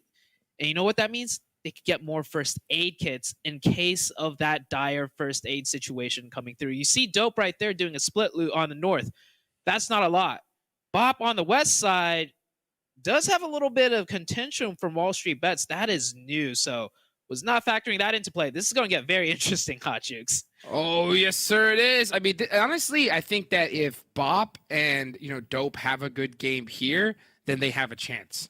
I think if they throw here, I think UIU's safe, in all honesty. Mm-hmm. Just because we just seen so much inconsistency. Now with Bop, with this zone, this is a good one for them. I think that this is a good opportunity for them to get those kills. If I were them, I would be staring nothing at the bridge and just trying to make sure Nova doesn't even come close. Either that or run away from them. One or the other. Also, this circle, this very first circle is another big question mark in regards to who's going to do better, Dope or Bop. Like, this circle could go to that western side. It is pretty heavily on that western side. But a good portion of it is also on the main island of Sanhok. It's like a direct 50-50 right now. Oh, it's going to be close. It's definitely going to be close. And this is that problem. You just never know. You just never know where it's going to go. So you have to put yourself in a position kind of just getting ready for everything. And with this particular zone, it's kind of tough to do because you got Ogilvy already set up in a really good spot, XSET nearby. There's just going to be players all scattered around that central water line. So Dope are going to be able to control that bridge on the north side. They're going to have to gatekeep Pro Era, Ghost as well. So, I mean, they're in a position where they can gatekeep them, but can they hold the position? That's the question, because you're going up against the best of the best, and it's going to be a tall order. It's going to be a tall order for sure, but at the end of the day, it's an order that you got to put in, and you got to get it done if you want to make it to the finals. No choice. Dope needs to hope that the circle doesn't go towards the west, because that's going to, like you said, push Ghost into them, and we've seen Ghost cross that bridge without fail so many times, and they've pushed past teams sitting there. In particular, Dope. We've seen Dope getting taken out by Ghost Gaming in that same exact position, and you see it here, just like before. Maybe it was last week, but Ghost on top of that hill, scouting it out. They lay the pressure on Dope. a week ago or so, before one of the Dope members got taken out, they were forced to kind of just make way for Ghost Gaming. They like rotated more north, gave up the bridge control. Ghost got in front of them.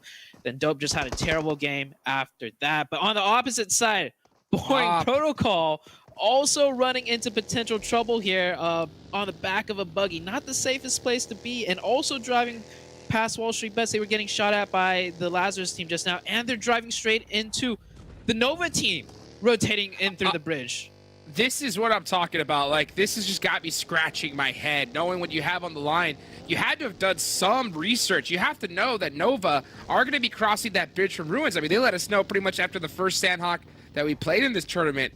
So, Bob, I mean, I think with so much they have at risk, there's no way they could have made such a simple mistake. So they have to know something we don't. Well, I mean, they're adjusting. They didn't. Nova's just rotating by. They like to take that compound midway point on the hill, right? It just kind of worried me when I saw them driving down towards the bridge area, and Nova was just driving straight up the same way. And oh my god, I think this is Bob scrambling for loot right now. They have been going in circles back and forth. They're trying to get a rotation in. They realize they're too slow. Now they're just like, okay, maybe we could go back, maybe loot up some more med kits or something. And now they're just running right back into WallStreetBets. And WallStreetBets, they got nothing to lose. If anything, they just have more to prove. Because this is a team that we didn't expect to do so well, but they've been doing better and better every week. So if anything, WallStreetBets might be looking to take a fight. Dope. Boring Protocol, I don't think they want that. You see a battle right now between Dope and Ghost in the kill feed, and I think you're totally right as far as bot goes. You can see right now Kisix, no helmet, no vest. They are indeed looking for loot, but they're looking for it in all the wrong places. Kisix is going to have to hit something on the off angle because look at this. We're starting to see WallStreetBets onto them, but I can't stop looking at the kill feed. Look what's happening between Dope. Spec actually gets the first kill onto Dope Esports. Oh, this is just the worst thing. Baba, so many things to track right now. Too many teams to cover. But we're going to watch Bob try to hold down WallStreetBets. Fate with the nice shots gets one knock. Trade's going to have to catch Baba here, and he does. Ooh. And he's going to pick both of these kills and get this res. I think that the fight's won. The fight's pretty much won at that point. Fate got both of the front players at it. Well, I mean, unless if Stevo pushes really hard. And they do have cover fire. You see them trying to support that. Stevo did get tagged up a little bit. Oh, but Fate's got to win that. Fate didn't get the revive off in time either. Can't blame him. He knew he had to take that fight. And I think I called it a little bit too early. It looks like Bob will be losing 2 players. And Dope on the other side. We didn't get to see what happened. But from what I can tell, Dope is down to just 2 members. And the same exact thing with Bob. They're down to 2 members as well. Oh my God, Hot Jukes. It's like when your tournament life is on the line, both Bob and Dope, and this is how you're playing into the second to the last match of the day. It's just I don't know, Hot Jukes. I don't know. I didn't expect both teams to do so poorly at the beginning of this Sanhok match. I don't understand. I don't understand, period. Like, I think that was a mistake from Bob. I know you said that you kind of gave him that middle ground, but I think that was a complete throw. The fact that he didn't go for that thirst.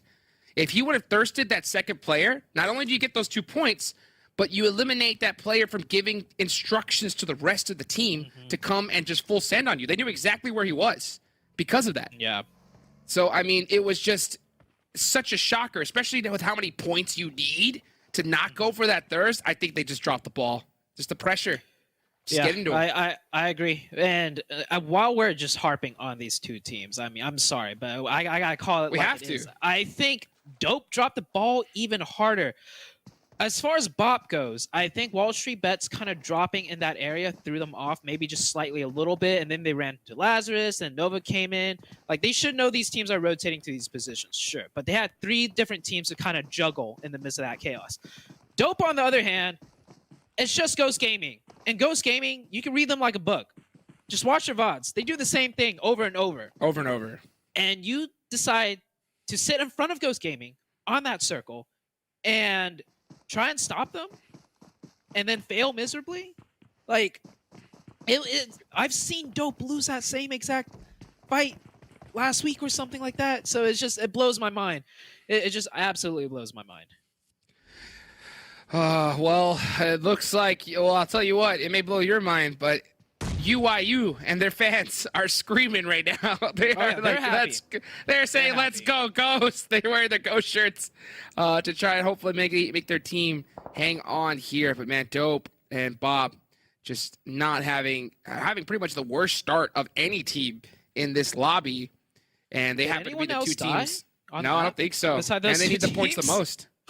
Yeah, it's so unfortunate. Oh man. Oh. And you know, man. they're both looking at the kill feed and they're just like, man. You know what I'm saying? Like they're just like, Yeah. come on. It's like, well, at least they're dying too, I guess. You know, like keep it interesting. Oh, I mean, Bob's good thing there's happy. one. Good thing there's one more game after this, right? Like they're both starting off very poorly, so like maybe it all comes down to the last game. Remember, there's only like a 4-point difference between them. Boring Protocol did manage to get one Thurston. They could have got that second one, like you were talking about, but that's another point lead, so they're like up about maybe 5 points now. So. With that circle shift, though, Dope kind of is a little bit more favored, but they're down to 2, and one of them is knocked. So Down to Dope. 1. really just down to 1 now. Yeah. Yeah, I mean, it's over. I think that just may be the nail in the coffin for Dope. Unless a miracle happens, who knows? But after just seeing this kind of mistakes, especially like you mentioned, I mean, you look at Ghost, you look at their VODs, you look at the circle, you should have a good clue of what's about to happen. And it just looks like both teams tried to still do the same thing that just hasn't been working this entire tournament. And to be honest, if you don't have that ability to adapt, you're just not going to make it far. And I think we're seeing a result of that. Yeah, I gotta agree. Meanwhile, so let's talk about that circle shift. The circle shifted back towards the east. Both islands are still in play, but now it's like 60-70% favoring the main island on the eastern side. And Ghost Gaming currently pretty much center circle. They push Dope out of that position. And like I said, if you're anywhere close to center and you know Ghost is coming your way and your tournament life is on the line, maybe you should just back away, give up that nice position, and just go play somewhere else, because you don't need a chicken dinner. You just need some points to catch up to the team right in front of you. And you don't want to contest Ghost Gaming. Not at all. And you can just see them set up pretty, waiting for some more victims to try to cross that bridge. It looks like we're going to see Syndicate get really close. And look at them already beat up. Ghost just picking up the kills. And they are dead center in this map. So they are set up very pretty. It looks like the Knights of 19E are getting into it. You can see that in the kill feed. Carnage getting knocked. You know, he's screaming, "I'm safe," at the top of his lungs. Can 19E save him? I think so. Knights are actually in boot camp right now, so they kind of just filled into where 19E started. 19E looted boot camp, of course, moved up a little bit north of that boot camp hill with the circle kind of, you know, gravitating towards the north side naturally. The Knights also move up north, so they just filled each other's positions. Meanwhile, Boring Protocol, they got the very edge of zone on the northwest, and they are not moving anywhere. I can't blame them. If anything, I think they're waiting for the blue to close in so they can run back into the blue and maybe pick up some scrap loot. Like I said, pick up some more med kits because they're down to 2, not much to work with. They just have to really, I mean, I think the med kit strat is really their only saving grace here. Like if they're able to get lucky and just find a whole bunch, stay in a corner and just heal up like crazy, maybe they can get lucky and get like a top 3 finish. Even then, I don't think that that's a comfortable amount of points, but still, that's what you have to really hope for with what you have. Got to pull out all the stops, any strategy you can to win. Next circle about to go up. Zute, where's it going? On to Ghost Gaming, just because, you know, it's a Ghost. thing. It's a thing. It is a thing. We'll see. Set her up. We're about to find out. Illuminati are really late to the circle shift. Land's going to be pushing up front. Next circle does go on to Ghost. Yep. Nice dead center as well. Nice circle. Nice circle for multiple teams, right? Knights, 19E, Ghost Gaming. I would even argue like the Panthers and Mezexis coming in on that side. They don't have to worry about crossing that bridge anymore unless, you know, we see that hard shift to the west side. And yeah, Nova's going to go back down into the blue zone. I love that rotation. That's a good rotation. They realize, yo, we can't take any of the bridges that go into zone, but we could take the bridge that goes into the blue zone and then come in from the other side. So that's exactly what they're going to do. Beautifully done. Beautifully executed. Yeah, they're going to go ahead straight just on that bridge next to boot camp. And they should be able to get there relatively safe. WallStreetBets are hopping in their vehicles. They're going to be full sending it. And meanwhile, Bop, I think, just in the back lines, just grabbing all the med kits that they possibly can, handing them off to one player. And that's what I'm going to assume they're doing, because honestly, that's going to be their best strategy right now. How much can they get, though? Because they have WallStreetBets land and loot everything up. And then they also, have the Nova team come in, stop their looting towards the south side. Lazarus looted up in Hot 10. And you know what's the worst thing when you're playing comp? Trying to loot in places where other teams have looted. Because it's the worst. You like run into a building, the doors are closed. You're like, oh, nice, this isn't looted. No, it is looted. Like at some point, you see the gun is there, missing the ammo, and you're just like, oh man, I'm wasting my time here. And then you don't know. Yeah, you don't know which other buildings have been looted or not looted, and it's terrible for scrap loot. Dude, your eyes just close in pain the second you just see the gun gone. And it is a tease. It is a tease. And you're just hunting and hoping, please let there be a first aid. Please, or sometimes in Miramar, right? Please let there be a gas can. And when it's just not there, oh, man, it hurts to see. 19E's is still going to be poking some shots over here on BTOWN, letting people know, hey, we got this hill. Don't come near us. But I think that we're going to see a stalemate here. What we really need to be looking at is, yep, right on these rotational areas. You're going to see Illuminati finally making it into the circle. Looking down onto the Panthers. They definitely do have the high ground. Right now they should be just doing nothing but talking to each other, setting up, Nova. getting ready to go. Oh, yeah. Nova's right behind him. Nova's coming in right behind. Nova's about to get revenge on them maybe from the game just before Illuminati pushed in and took them out. You can see Nova in the background. I think Nova is just trying to find a position, and doesn't look like they're willing to take the fights. Yeah, Nova's found another spot that's in zone, so they're not going to contest the Illuminati here for that position right now. And something to take a quick note of, the Knights are kind of in boot camp. They have 3 players at the warehouses, and one of them's kind of trapped back with the rest of BTOWN. But BTOWN has no idea there's a Knights player right underneath them. No clue indeed. You see Ogilvy completely split up, 4-man split, getting ready to possibly gatekeep WallStreetBets at the same time, having to have a strategy on moving into the boot camp island. Oh. And it's a boot camp finish, ladies and gentlemen, to finish it off. I mean, hey, what could you ask for more? Ogilvy, XSET, all these teams have to cross the water, and they only have a few seconds to do it. This is going to be a tough rotation. Casper needs to try to pick up some kills here, and he's got no first aids. None. He needs to turn on like level 100 fishing skills right here. Let's see if he can fish maybe just 1 kill. It's going to be tough though. Like all of Lazarus pretty much full HP. He did tag down Fearsome, put some shots in, did not connect in time. Joey and G3 going to be swimming his way in. And then the blue zone is right behind him, and it's closing in 10 seconds. Like I said, no meds at all. I think Boring Protocol at least has some meds, so maybe Boring Protocol can pick. Oh, wait. Oh, there you go. Kill. Got one. Oh, there we go. We missed that one. Well, that's one, but it ain't going to be enough. Yeah. Yeah. You need way more than one. Dope. Well, can he make something magical happen? We'll have to see a little bit. Honestly, doesn't look very likely. Getting beat up to the blue zone. He's going to have to full send it all out. No first aids, nothing. Yeah, he has a car, though. He has a vehicle. That's his one saving grace. Maybe he'll get a good rotation. And meanwhile, we got this circle shift coming out. Teams are moving in. Ghost Gaming has rotated down onto this hilltop. And surprisingly, it's very clear. 19E already left that position, giving Ghost an entryway in. But 19 Esports, they're dead center. They're not worried. Syndicate, however, need to be worried now that Ghost Gaming is right behind them. Oh, they're coming. You can see already them applying pressure. Also thinking about having to clear their backs as well, just in case. Love to see this little split up for Ghost. Controlling this hill very well. It doesn't look like any team is even looking in this direction right now. But Pro Era, they're about to run into the Panthers on the eastern side. Lazarus, Dope, Ogilvy, all swimming across. I mean, this boot camp shift has just been devastating for these teams.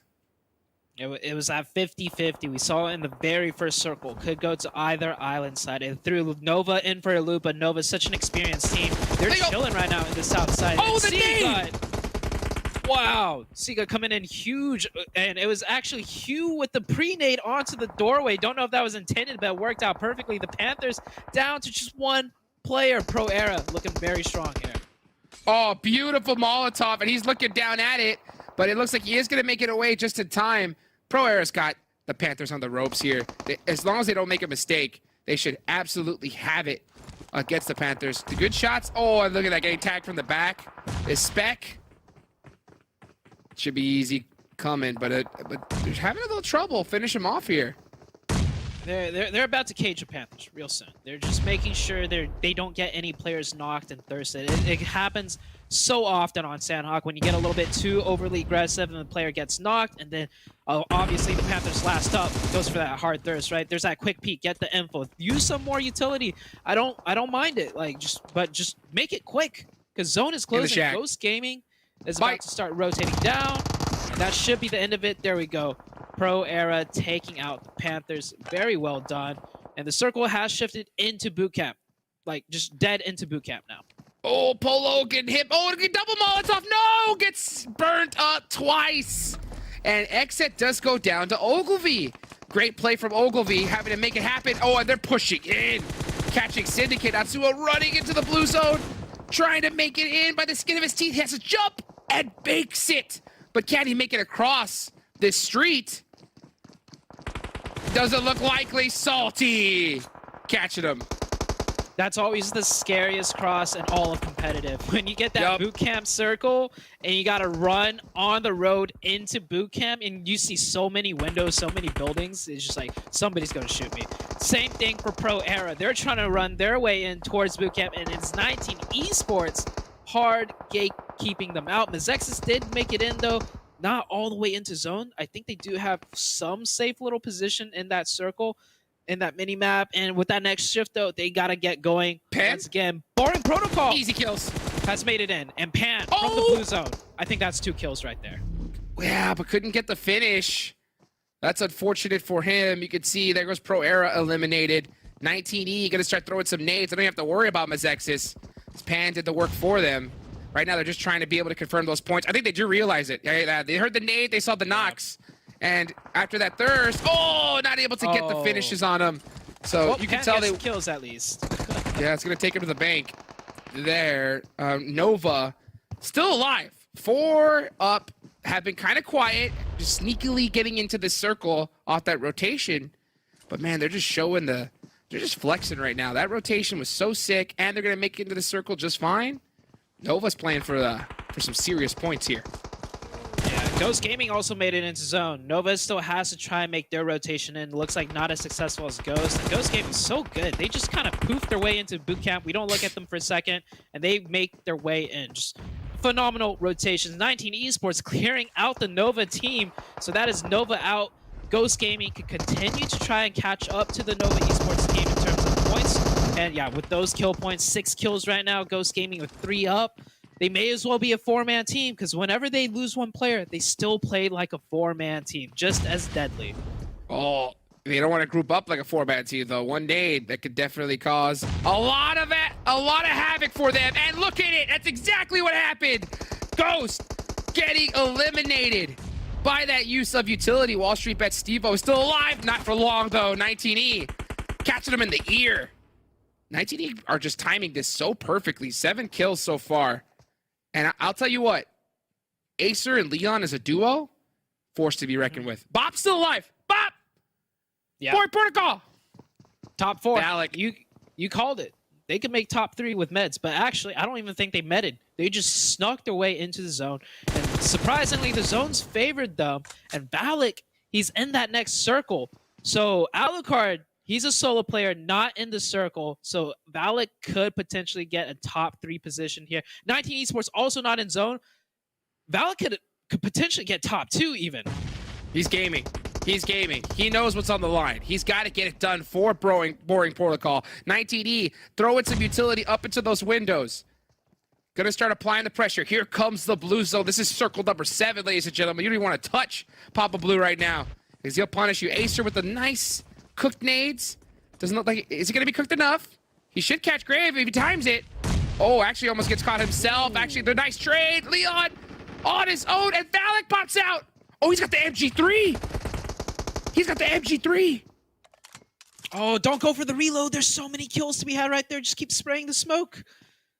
I think he got one at least. And yeah, he got that MG3. No one's messing with him inside that building. And 19 Esports, they're pretty much done. They're still in the game only because Sam is medding way deep out in the blue here. 13 first aid kits. That might actually out-survive Valak, but the Knights go out, so Valak secures a top 3 position. He's got 4 first aid kits left.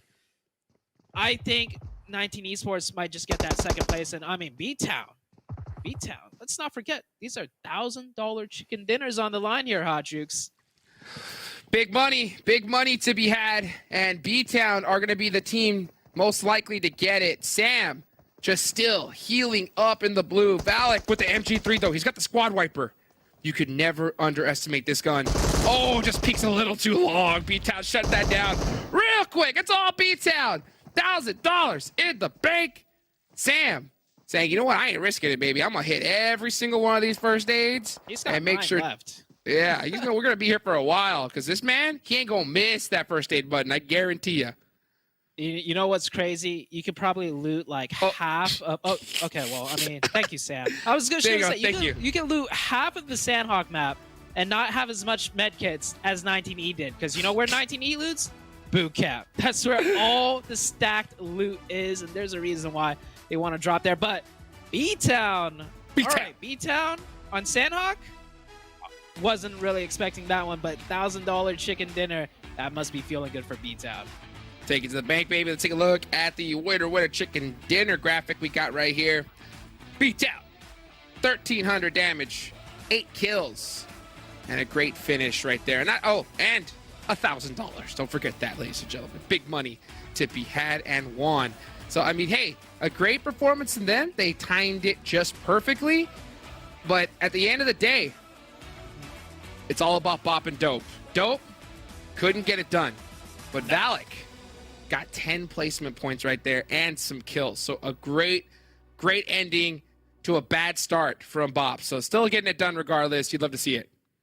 It looked like both teams were just gonna go out, not get any points, but somehow, some way, you know, top 3, starting from a 2-man on the edge of circle, hard shifted away with no meds. I mean, that's one way to do it. Not the way I would like to prefer, you know, this Bop team heading into potentially Americas, but maybe they'll shape up if they do end up qualifying into not Americans. They're just trying to get to the finals right now still. That's right. I was about to say, I mean, that is a hopeful call right there. But I'll tell you what, I mean, you got to make it to the finals first, right? So if they can go ahead and at least make it here, then of course, you know, hopefully we'll see like a whole new Americas team coming up. A whole new Bop team coming when we play Americas coming up ahead. But we still got one last game, everybody. It's about to come up here shortly, Zute. It's coming up. Yeah, I'm looking forward to it. Dope. Do you think Dope could do it? I mean, honestly. I'm going to go with no. And I mean, hell no. I'm sorry, Dope. I love you, dude. But it's not looking good. It's not looking good. But you know what is looking good, Zute? Huh? Yeah, what's that? PMPL 2021 Fall Special Crates that are on sale right now. Guys, go into the game. Go to the store. Get you some crates so you can look just like the players. Guys, we got one more match. Don't go anywhere. We'll be back after this.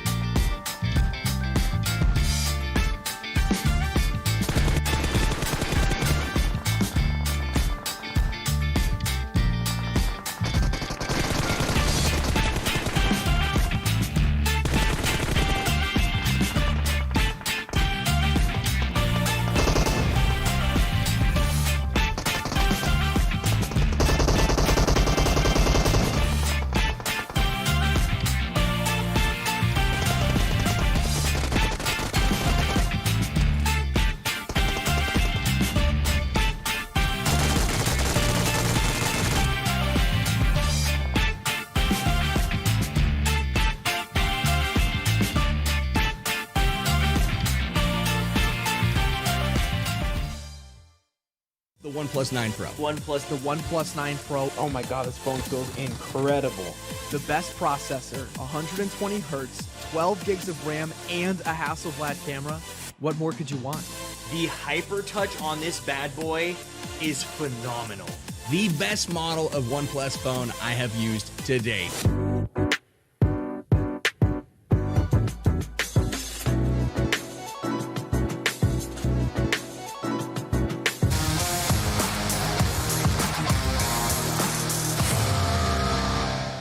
She's a hat maker. Welcome back, folks. Here we are at our own stage. Map number 4 in the pocket, and we have map number 5 on the docket. I'm your host, F. Joined here by my friends. You know them. And this was a cool Sanhok. A lot of different teams stepped up. 19E makes it to number 2. But you know who's number 1? It's OnePlus. They are one of the finest handset makers in the industry with stuff made specifically for gamers. Hyper touch technology, 120 hertz display rate, and all of the cool things you need to find yourself towards the top. So again, the OnePlus 9 and the 9 Pro are your best shot to find yourself climbing the leaderboards. Shout outs to our friends over at OnePlus. And so again, as I get excited about 19E kind of stepping up and making it happen, as I said, they do fall down second place here. Glitter, why don't you walk us through our 4th map's results? I mean, it's Sanhok. So are we surprised that things were a little bit crazy? I know I'm not, but BTOWN Esports gets another $1,000 in their pockets at the end of the day. 19 Esports yet again with another strong game. This is looking very, very good for them going into finals, but Boring Protocol, one of those teams we've been keeping our eyes on. 12 points this round. This is going to be massive when it comes to trying to secure their spot in our top 16 and then moving on down the list. WallStreetBets able to get some more points. Ghost Gaming at 10 points. I think this is the first time we don't see Ghost Gaming and Nova on the same page. It is. And guess what? Ghost Gaming was able to take advantage of that because now Nova ended up on the second page and they ended up with 3 points. We do have the Panthers there with 3 points. Mezexis too, kind of being able to fall off finally of the high that we're kind of running into with 4 points. And then we go down even more. And then we have the Illuminati there with 1 point and Dope Esports LLC with 1 point. I'll tell you what, a lot of UYU fans watching that right there are going to be happy because again, it's going to make it even more challenging for the final game. And I still think it's going to come down to the final game. Nonetheless, though, I'm pretty sure UYU manager celebrating. Happy birthday, Courtney. Happy birthday. Happy birthday. I'm laughing at old man 7 over here. I'll tell you what. Breaking it down. 7 didn't like that joke. I did. I got to put on my glasses. Strong teams coming out. We're having a lot of fun here, and I want to show you who's having the most fun on our maps. Our round MVP coming at you right here. We've seen some different names pop up. A lot of pro era teammates kind of making their mark here, and so Jat, Leon, and Spec. I'll tell you right now, these are familiar names. We're used to seeing Spec and Leon here. You know what? Also, kind of Jat 7. Yeah, and this is a player that we've been talking about, BTOWN. I mean, for the longest time when it comes to this tournament, that's a player that's usually able to kind of clutch it up for BTOWN there. For him to be able to put up 583 damage, 4 kills, great stuff. And another one that, in a way, I'm very happy to see here again is Spec. Spec had an amazing day yesterday, and so far at the start of today, he was leading his team when it came to damage. He was leading the team when it came to kills as well. So very pleasant surprise here seeing Spec with 588 damage and 3 kills. And Glitter, Leon. I know we haven't seen Leon in a while, but guess what? For him to be able to put up 4 kills, it's great for 19 Esports. Yeah, 19 Esports in general is finally back in that first Super Weekend groove we saw them have. So they figured it out heading into finals. I'm going to keep saying it. We've got one more game on the day and everything then rolls into that. So, but again, Spec up on the round MVP, but we also saw him yesterday as the overall MVP. So was that yesterday? It was yesterday, right? Uh-huh. Yep. Yep. Yeah. So I mean, another player that's just been having a fantastic performance. And what's crazy is Ghosts haven't even been like numero uno today. They've been playing all right, kind of slopping it down sometimes. And Spec's like, dude, I'm going to do it myself. It's no big deal, right? So shout out to Spec and the boys getting up there on our round MVP. But take a look at total damage here. I'm expecting to see 19 Esports way up that there on the top. I mean, we saw 500 out of Spec by himself. Bang, that's where it is. 900 from the rest of the squad here, Glitter, and a whole bunch of other familiar faces. I actually love how even the damage is, given, you know, the fact that it's Sanhok. 1,500 damage for 19 Esports, 1,400 for Ghost, 1,400 for BTOWN, 12 to 1,300 for Syndicate. But Syndicate, a name we haven't even really gotten to talk about a lot today. 7 kills for them, lots of points on the board. Nice performance for them. But one thing that I want to point out is all the way down at the bottom is Boring Protocol. Only 2 kills and 700 damage, yet we saw them with a lot of placement points. Valak, okay, we got to give a little bit of love there because he stayed alive for as long as humanly possible, avoided even having to do heal strats, was able to continue rotating into a safe spot in the zone to get those points for Boring Protocol, and that was massive for Boring Protocol overall, 7. It was. Fate. We got to give a shout out to Fate as well. He's been able to put up 6 kills for that team, 1,000 damage as well. This is a team that when I talk about having their fate in their hands, they're taking it and running with it. They're making sure they show up here, and they were able to, as Glitter said, only 2 kill points, but the placement points is what really made up for them right there. Well, Fate and the squad have absolutely put their best foot forward. We saw our round MVPs. Now, let's highlight some players with respect to top 5 fraggers. I really want to see where these names are. Coops and Polo, no surprise. Ren, Tensa, and Z. Yeah, I mean, these are 7. These are the guys we're just used to seeing up here. This makes me happy, man. This makes me so happy. First of all, let me start with Coops. I mean, I saw a video before this tournament even started where Coops literally looked at the camera like Thanos and he said, I'm ready to dominate again. And guess what? He's currently doing it. 136 kills. That's 136 points throughout the whole. That's just insane. 81 kills also on the Super Weekends. He's currently leading everybody on the Super Weekends.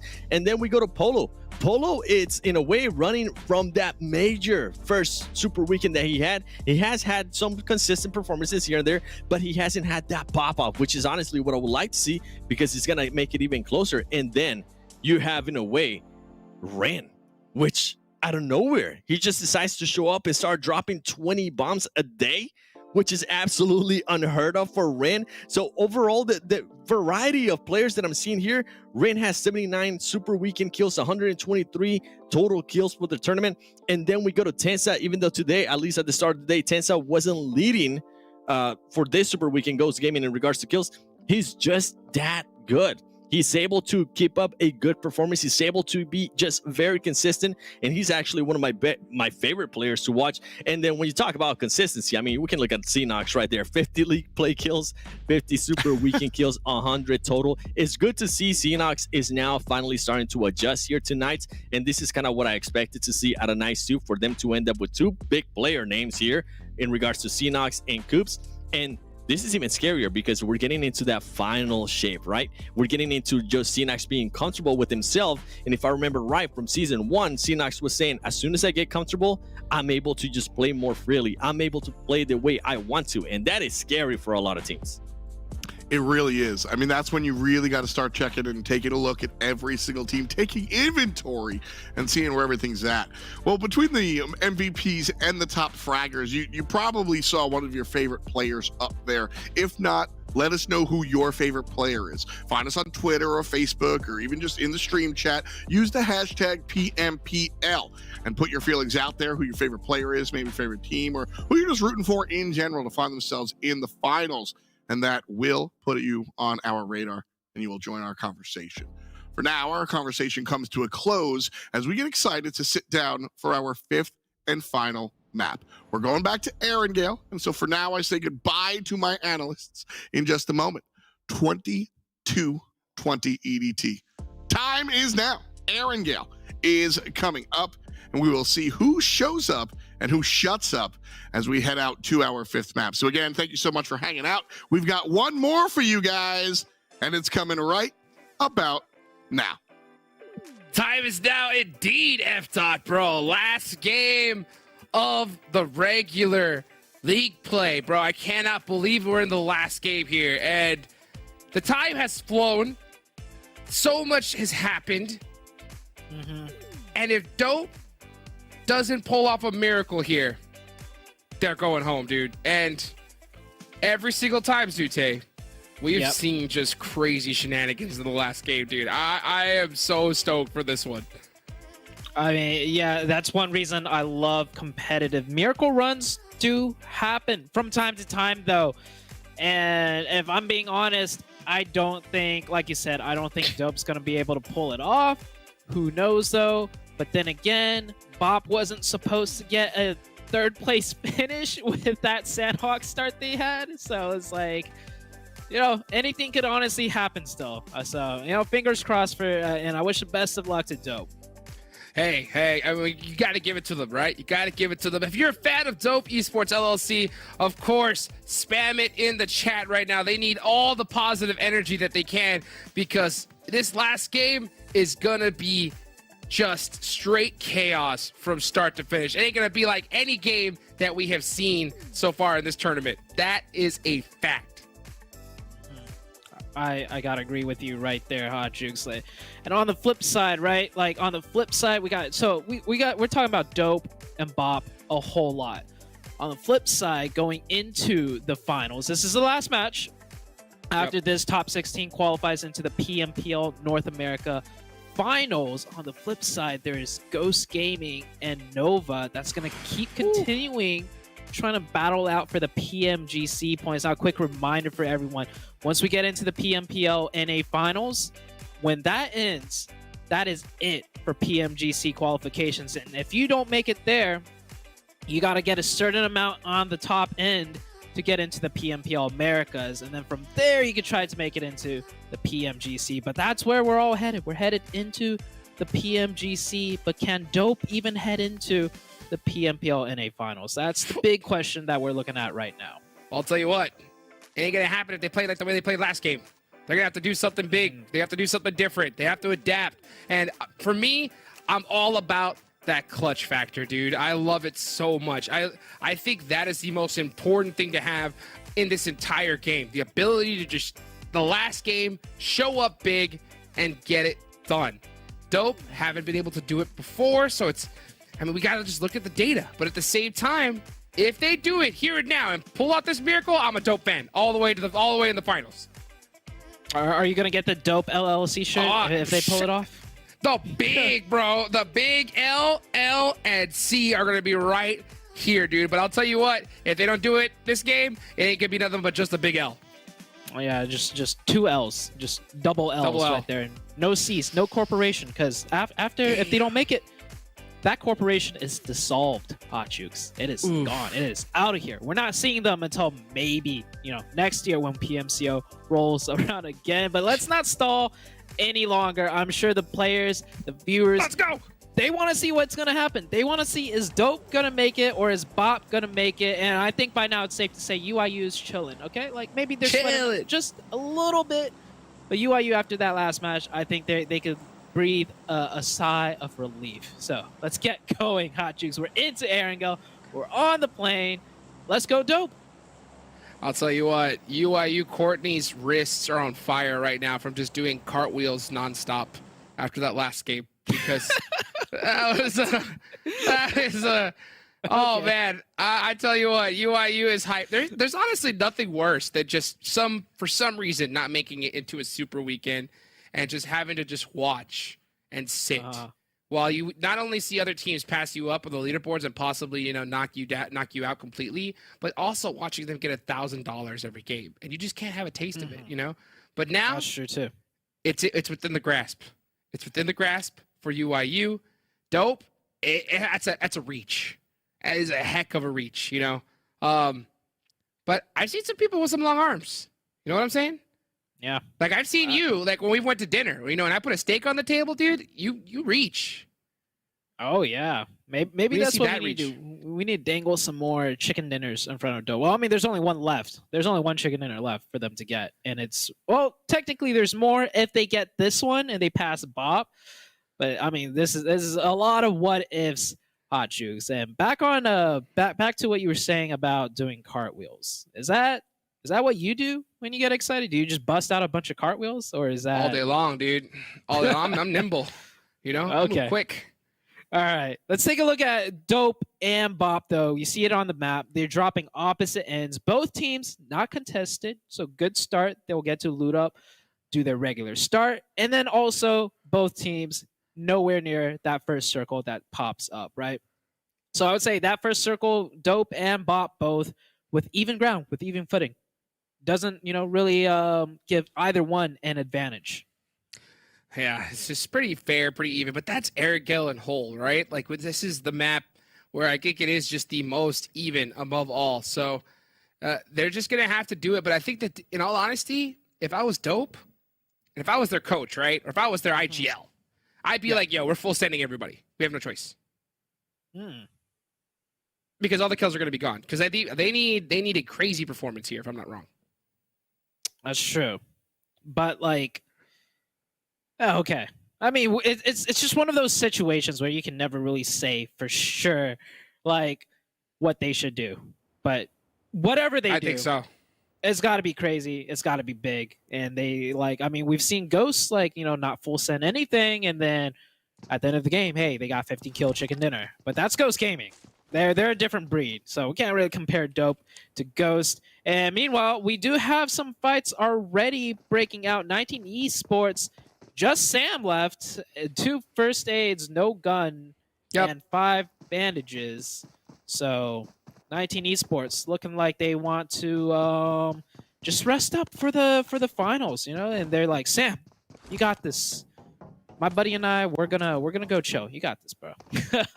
Yeah, we're chilling. We're big chilling. No big deal. No big deal. I mean, this has just been adding up constantly here. And the thing is, this is the problem, though. When you're saying about just chill, we see Ghost get 15 kill chicken dinners waiting till the end. The thing is that I have just a strong feeling it's not going to be that kind of game. There's not going to be 15 kills even available when it comes to the end. Just due to the fact that it is the last game. Yeah, players know that they're fighting. making it in. Yep. Yeah, there's just going to be no points available. So you'd have to that's why I say that. It's you have to full send because you got no option at this point.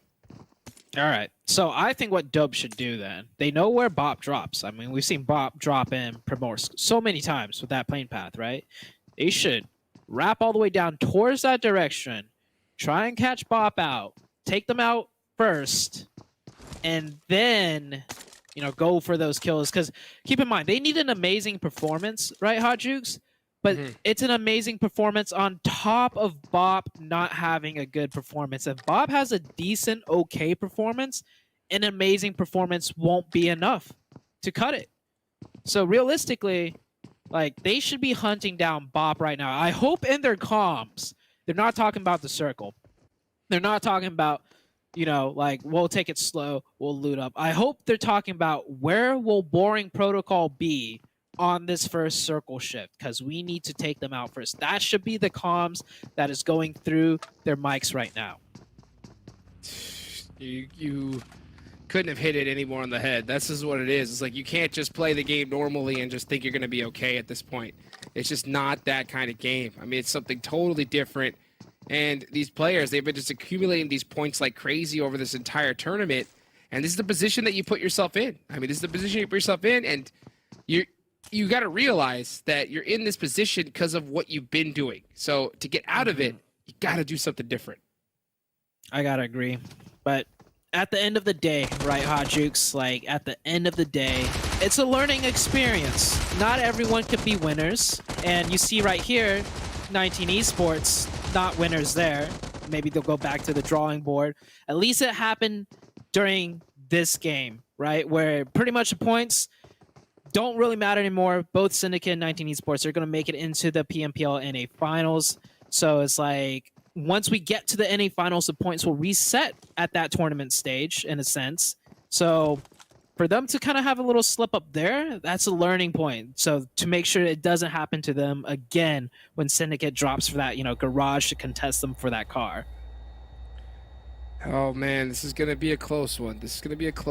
So far, current standings. After it's gonna be so close. It's gonna be so close at this one. I'm not sure how it's gonna end up happening. I mean, you got to get a good couple squad wipes, chicken dinner here. You can make it happen. But man, dude, the way we already started to see teams rotate, it's gonna be interesting. Mm-hmm. My question is, how many teams will be left alive by J7? Maybe celebrating a little bit too early there, like saying, "Yay, we made it into the finals." But I mean, I don't know what happened there. Maybe Butterfingers, something happened there. I was just about to say, by Circle 2, how many teams do you think will be left alive? And well, I mean, J7's like, well, I'll answer for you. Not us, not me. Not us. I'm not gonna be Yeah, not us. It's looking like they'll get the revives though, so a little bit of slip up. They're fine though. I'm looking at the mini map. Nobody's anywhere close around them. They'll get that full reset. And XSET, of course, a team that loves to show up with the kill count. So maybe they'll get it here on this last game. Well, one thing that I think could definitely happen is still that battle between Polo and Coops for most kills. That's something that they could go for. Definitely. So I wouldn't be surprised to really just see like those two teams get. I mean, I even saw Coops in the player chat. He said, "I'm hungry," right? Mm-hmm. Feed me. I just want to eat. I just want to eat. So is he gonna actually get some dinners or just some good kills? I don't know, because I mean, he's gonna be going for him, but like, what's their strategy here in this last game? That's the question. I just hope whatever strategy these teams are doing, it's the last game of the day. Let's close it out in traditional fashion, right? Hard, aggression, fast. Take your fights early on. Try to go for those 4v4s. Try and get those clips in, because we're gonna have a little bit of a break before we get into the finals after today's matches. And you want to end it off, really strong with a bang, right? You don't want to just try and play in a corner on the edge of zone, especially if you're a team that's already qualified. Like, what's the point? Why are you playing so safe? Just celebrate a little bit. Have some fun. Take some shots at some players. Take some fights. Go nuts indeed. So, boring protocol, right? Oh, we saw there before this last match. I believe we saw UYU had 163 points, correct? Mm-hmm. They had 163. Boring protocol, 156. Went dope with 140, right? Yeah. So you need 16 points just to tie boring protocol, and they have to pull up the goose egg here. Mm-hmm. So, I mean, if you are dope, you have to just go off. And I mean off. And the fact that I'm still seeing them just play this quiet, it's just got me nervous here. Yeah, they need to play more like Mezexis has today. Like, talk about a team that, just really showed up on the last day. Completely turned it around 360. This Mezexis reminds me of the Katy Perry song. You're hot, and then you're cold. Except they were hot, went cold, and now they're hot again. Hopefully they don't go cold once we go into the finals. They need to turn off that song once we head into the finals, because they're looking really hot right now, taking down some of the Lazarus players, and we got fights coming out. This is the last day. This is what I expect.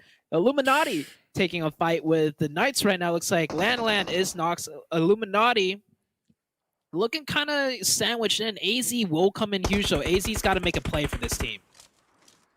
Yeah, even worse case scenario, you could be yes or no. And Xenox, just saying no, sir, to AZ right there. Good shots. And Xenox, we just saw, on the desk, dude. Seven was like, yo, Xenox talked to me. He said that he's starting to feel comfortable. And once he starts feeling comfortable, he's going to start putting in work. So he's going to get with that kill. But Coops, I mean, he's the guy that's been putting in work this whole tournament. He's coming up. He's trying to eat. And he sees Mango. I would love some mango right now. Not gonna lie. Oh, that sounds delicious. Mango does sound delicious. You know where you can find some nice mangoes? At a Wizard Tower, because that's where they store them. Just like where this mango is. First or second floor?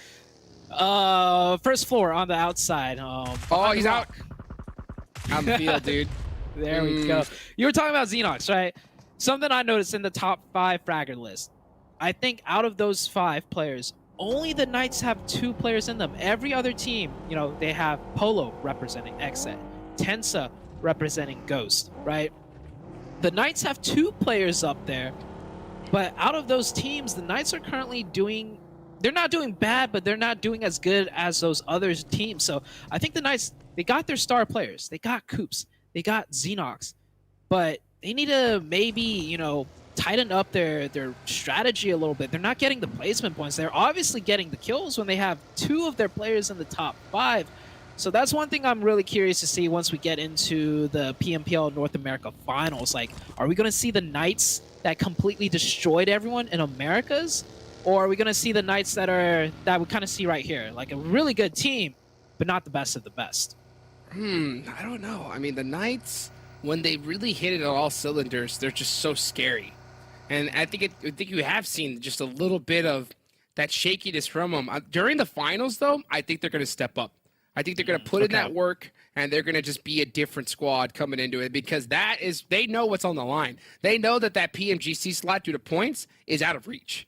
So they know that they need to hit that top 5. And I think that we're going to see them just come out the gate really, really strong, especially with the way this roster has been put together and putting in work. You know what's really crazy? I was just casually talking to Coops the other day, and he's joking, but he's also kind of not joking. He was like, dude, Zute, how do I get unwashed? And you know what's crazy? What? He is kind of washed, but he's washed. And he's still the #1 fragger because if you think about how big he popped off in Americas, the current Coops is washed in comparison to that. But what's scary is he's washed and he's still the #1 fragger that we have in this game. Like, that's how crazy Coops was during the Americas finals. Like, I took a look at it the other day. He had 76 kills, I think. The second place right behind him in kills for the Americas that tournament was Carrillo, the GOAT, right? And he only had 46. So anyways, I mean, just to put things in perspective here, like this Knights, you know, we hyped them up a lot, but there's a big reason behind it, and it's Coops. Man, I'll tell you what, Coops, if that's washed, I mean, that's like just splashing some water on your face or something. I mean, still top fragger in the lobby. But, I mean, comparatively towards the stats, I mean, it's not, especially the fact that it was Alpha 7 in Carrillo, you know, not in second place so far below. Dang, I mean, all it takes, though, is just I think it's just that momentum for the Knights. You know, for them to just feel that confidence, a good couple of games, and I think we'll see Coops be able to still hit that. Or maybe it could be the fact that, hey, I've been on top. You know, maybe I'll just take a little bit of a break. Gotta get that fire back. Yeah, I think that's what it is. He needs that fire back. He needs to taste what it's like to. Well, I mean, he's still top frag. Right? I mean, that's the thing. He's like he's still owning. It doesn't help his ego, right? You're right. I was gonna say he needs to taste a little bit of defeat. You know, not have that spotlight anymore. Could you imagine being his coach? He's still top frag. Could you imagine being his coach and just being like, "Yeah, you got to do better." He's just like top fragger. I mean, what do you say to that? I mean, like, literally, I mean, like, how do you be like, yo, Coops, you need to get more kills, you know, like, you've done better before. But he's like, yeah, I did better than, I did better than every player in North America. Like, I mean, what more do you want? I mean, it's crazy to think about, but that's the kind of standards that not only do we hold these players to, but they hold themselves to, you know? 1,000%. And we need to see Coops have that mentality, especially if he has PMGC plans. Because I'll tell you what, that's another monster. PMGC is a whole nother world. And speaking of another world, looks like this world's going to be on Potato Hill, baby. That's a good shift for Dope. That's Dope, but I mean, Dope has been just quietly holding this edge of it. They know that they have to know that there's going to be people rotating in this spot.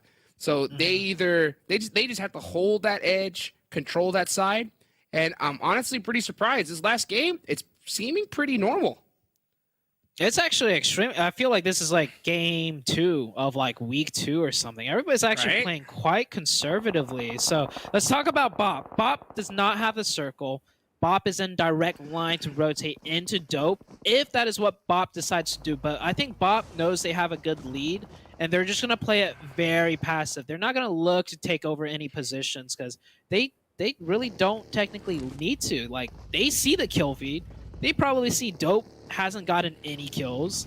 So they know they have nothing to worry about. It's not like they need to all of a sudden try and catch up on points.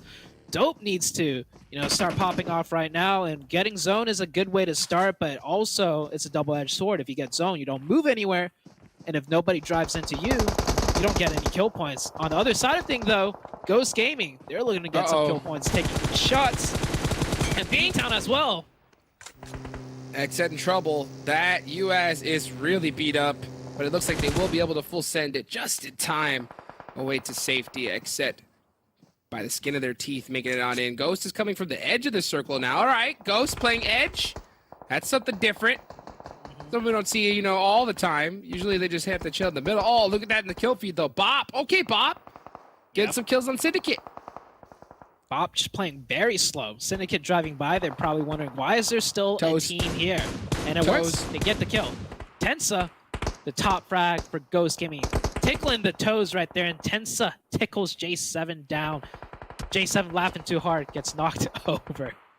On his knees, man. That one was hilarious. And you can see Jay getting tapped up as well. That's not funny, especially from that angle. Plaz getting taken out by Dope. Oh, there we go. 1 point. That's one. 1 for 1. I mean, Bop also got 1 point. Bop's not in the zone, though. Dope needs to hope Bop somehow just messes this rotation up and gets completely taken out. But, oh my god, Bop popping in the kill feed right now, taking a fight with the Panthers. They got another kill point. Panthers down by 1. Boring Protocol still have 4. One of them is knocked. Fate is knocked. The IGL is down. Blue Zone is closing in. Blue Zone won't hurt too bad just yet. So Boring Protocol can get this reset, and they still got a ways to make it. Well, one thing's for sure.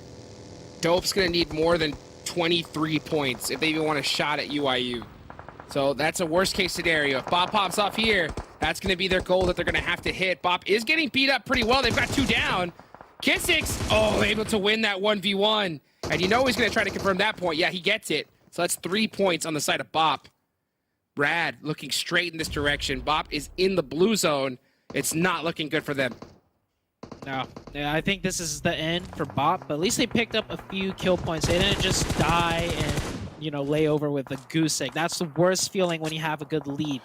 Ending with a goose egg, right? Go to Dope. And zone? Oh. You know what? It might work out, because this forces Dope to fight their way in, and like you said, they need those kill points. They need to pop off. They can't just rely only on a chicken dinner. And this zone knows it too. Maybe the zone is a blessing in disguise, but Fame Boys, Boring Protocol, they're still not done yet. And actually, it's Fame Boys with the 3 kills for the team. So really trying to carry the team over the finish line, Fame Boys. And it looks like, Dope here not able to steal away that kill. So they're still only rocking 1. But this is the team that we need to be looking at. Okay, Fame Boys finally goes down. So there's Boring Protocol out. You know that Dope has to be checking that kill feed. Casper driving around. I mean, it's crazy to see that they're still kind of making these kind of plays with the numbers that they have to hit. But they are going to start pressing onto the Panthers. They have to go through Pro Era, 19E, and they really, the circle is starting to close. They have to just basically, they're going to drive it in. Full send. Looks like it. Yeah, circle is closing. They were trying to hunt down that last kill. I like it, right? Are they going to hug circle? They have a little bit less time to work with to break into the next circle, but they should pretty much know what they need to do. They need to take the fight. They need to bulldoze their way in. They still have 4, and it looks like they're going towards the Pro Era side. Good. Throwing some nades down. Yeah, if they take out Pro Era, they're in a really good position. They're not just, trying to survive, go to some off-angle edge position and just, barely holding on. This is what they need to do. I like to see it. If it works, great. If it doesn't, at least they're doing the right play. Oh, that grenade, though. Fishy. Just yanking him straight out of that car. Here comes Kahlo up front. Got the M249. Has to be very, very careful. That's a beautiful, nade that almost had it, but that rock just putting a little bit too much pressure. And Pro Era doing a great job at gatekeeping Dope. Dope just trying to do everything they can to just keep their tournament hopes alive. Nice little offensive smoke there from Kalo, but it looks like he's going to use it to just get in this buggy and try to rotate around them. Another just risky play. They need to do this with the guns on their back, not with vehicles. And we can just see how it's working out for them, just getting punished. Yeah, they're gonna make it in. They're gonna barely survive. Maybe they found a little bit of a safe haven.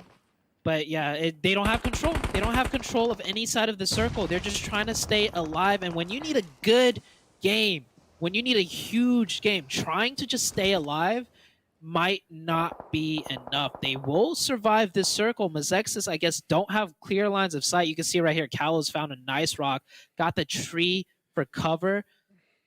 They'll make it through this one. But the next one, with 3 players, with a really hard position to fight out of, you can see it right here. That circle did shift away. Now they're stuck between Mezexis and Pro Era. Kalo won't get a kill point, though, onto Starlight. Starlight moving in from the blue. Oh, I don't think that's going to get confirmed. The thing is, they need 24 points to pass up UIU. That's a chicken dinner with, what, 9 kills?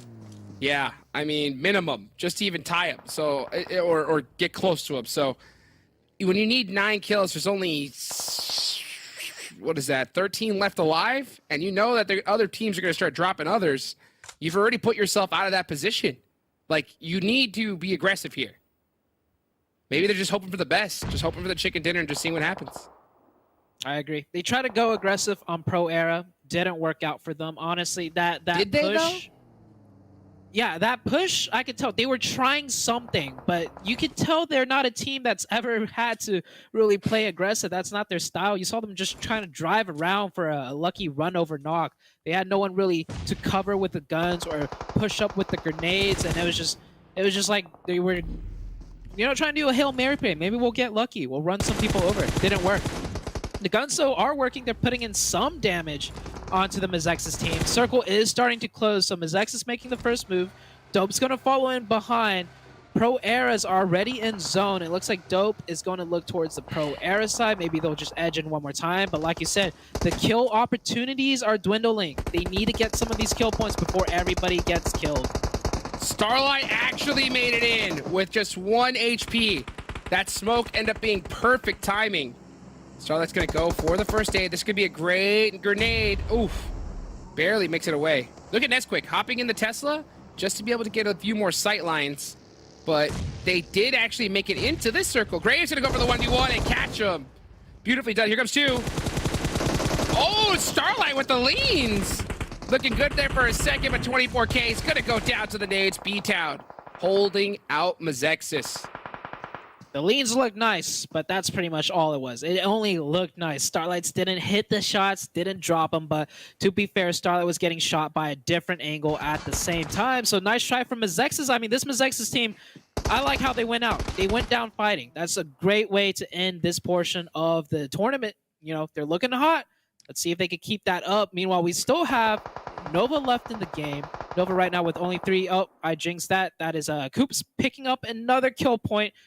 Top fragger, just adding more frags to the list. Well, I'll tell you what. If Dope want to make it, they need to kill every player in the lobby now. Literally every single player. That will get them in, I believe. If they kill every player and win the game. It's not gonna happen, Jukes. I'm sorry. I just gotta put it out there, dude. I gotta put it out there. A boy can dream, dude. I like an underdog story. And right now, guess what? They laying down, dude. They are laying down. Look at this. That's what I'm talking about. That's ready to strike. Look at them go. Ready to One strike. kill? Do they even have a working? They have one car. What if they got in that car and just drove in a circle and just gunned down everyone? That's one way to do it. That's what I'm saying. Maybe they're just winding up. You know what I'm saying? Like they gotta just wind up a little bit. Talk about winding up. Charge. Look how many kills Knights have. 13, baby. What did I say about Coops, right? Coops trying to get them kills. Oh no. A knock onto BTOWN. That's one of the points that Dope needs. And there's gonna go 2 of them right there. Oh, actually, did Dope's... No, it looks like Zedox. No. Able to Dope take out still only that has point. 1 kill. Only 1 kill right now. And if they took oh, out this Pro Era team, like I said earlier, they'd be in this position. have the hill. They'd have the kill points on Pro Era, and they'd be the one up here shooting people down. It looks like Pro Era's gonna do them a favor and try and send one their way. Look at how Kalo knows they need the kills. You saw how fast he went for the thirst. The Dope team knows how badly they need this. But Pro Era goes out. Xenox picking up that kill. Knights at 15 now. Dope is still in the game. In the car. But they need the kill points, Hot Jukes, and it's going away. He's going to full send it right in the middle, lay down, and just hold on. Coops is going to give that information. Oh, here comes a nade, though. From Xenox, from downtown, eliminating the possibility. The hope and dreams of Dope. Is it going to hit? Oh, just misses. Dope. Still trying to make some magic happen. But You know, Dope could win this game. Like, was no it lie. enough? Was it But enough to I pass don't up think so. Bop? I don't think so. That's the problem. I don't know. Wait a second. They get $1,000 at least, Hot Jukes. Oh, I mean, we'll see. that's what I'm We'll talking see. about. Like, come on, Dope! Take that We'll see. 1,000 to the We'll see. bank. They're You just trying got to to. snake their way in right now. Callow's out. Callow's down for the count. There's Oh, no reviving no. that. So we're down Grave. to 2v2v1. Graves got a grenade though, and there's not much. There's no guessing. There's no need to guess where they are, but Graves, you know, he's behind the buggy. Throw it over the buggy, and you'll get a knock, Grave. Come on, you got this. He don't want to. He's like, yo, these guys probably not even going to be here in the finals, dude. I want them to get $1,000. And here's their deposit, and it's that nade right there. Little short. Coops gonna get finished out and right now. So there he goes down to Grave. So 2v1. Dope. Hey, got the man advantage, but they're in a horrible spot. Who's he spot the toes from Xenox? Doesn't look Xenox like it right yet. now. Just happy Coops he dies. sees So him. he gets some kills. Oh, Got there's him. one. 2v1 That's quick. situation. $1,000. Xenox could clutch this though. Xenox is a beast. He's Xenox. Yeah, he is Xenox at the end of the day. But guess what? Dope. The LLC 2v1. Still snaking. Is he gonna see him? They have to know where he is. They don't. They're not looking this way at all. Oh my goodness. He's gonna see them both. Oh my gosh. Xenox not like this. The car? Oh. And that is the Knights, baby. The Pittsburgh Knights. Pittsburgh Knights. Look at those 33 kills. points. Xenox and Coops. You know what? You know what happened? We didn't see it on screen, but I have a feeling maybe Xenox naded Coops. He was like, yo, Coops, how much kills you got right now? Coops was like, I'm at 8. Xenox like, bet. See ya. I mean, both of these players, Coops and Xenox, right? We were talking about them earlier. So two Sheesh. players from the Knights that are in the top 5. And what better way to end the game, to end this stage of the tournament with both of them getting Oh my 8 gosh. kills and 2,608 damage for the team. 18 kills. The Knights, baby. The Knights. Woo-wee! 16 kills in total between Coops and Xenox. Are you serious, dude? I mean, what a game. What a way. Hey, Zute, what was that about you saying, you know, the Knights not being in form or something like that? Or like, you know, the question mark? What was that? I forgot. What was that? What was that? I mean, I don't know. I don't know what Man, that was, why you gotta bring up that? That was weeks ago, right? Just like, jeez, dude. I mean, what a way to finish is PK. I mean, so strong. It got down to the wire there to the end. I think that we have to look at the scoreboard. I mean, we have to wait and see, of course, what the desk is going to say, how that's going to all turn out. Dope putting in, you know, the effort out towards the end, but at the same time, just still so passive when they needed those kill points. You know what? If they took that fight with Pro Era and they did it the correct way, I think they get that chicken dinner and a bunch of kills. So that was the key decisive moment in the game. And even if Dope doesn't make it, I want to say this at least. At least we saw them attempt it. So they have a faint idea of, you know, what it is to be a top level team. They had a faint idea of knowing, you know, this is the direction we need to go. This is the team we need to take out. But obviously the execution, the mechanics, the team synergy, it wasn't there for that play. And I mean, well, I usually say there's always next time, but this is it. If Dope's not in, they're not in.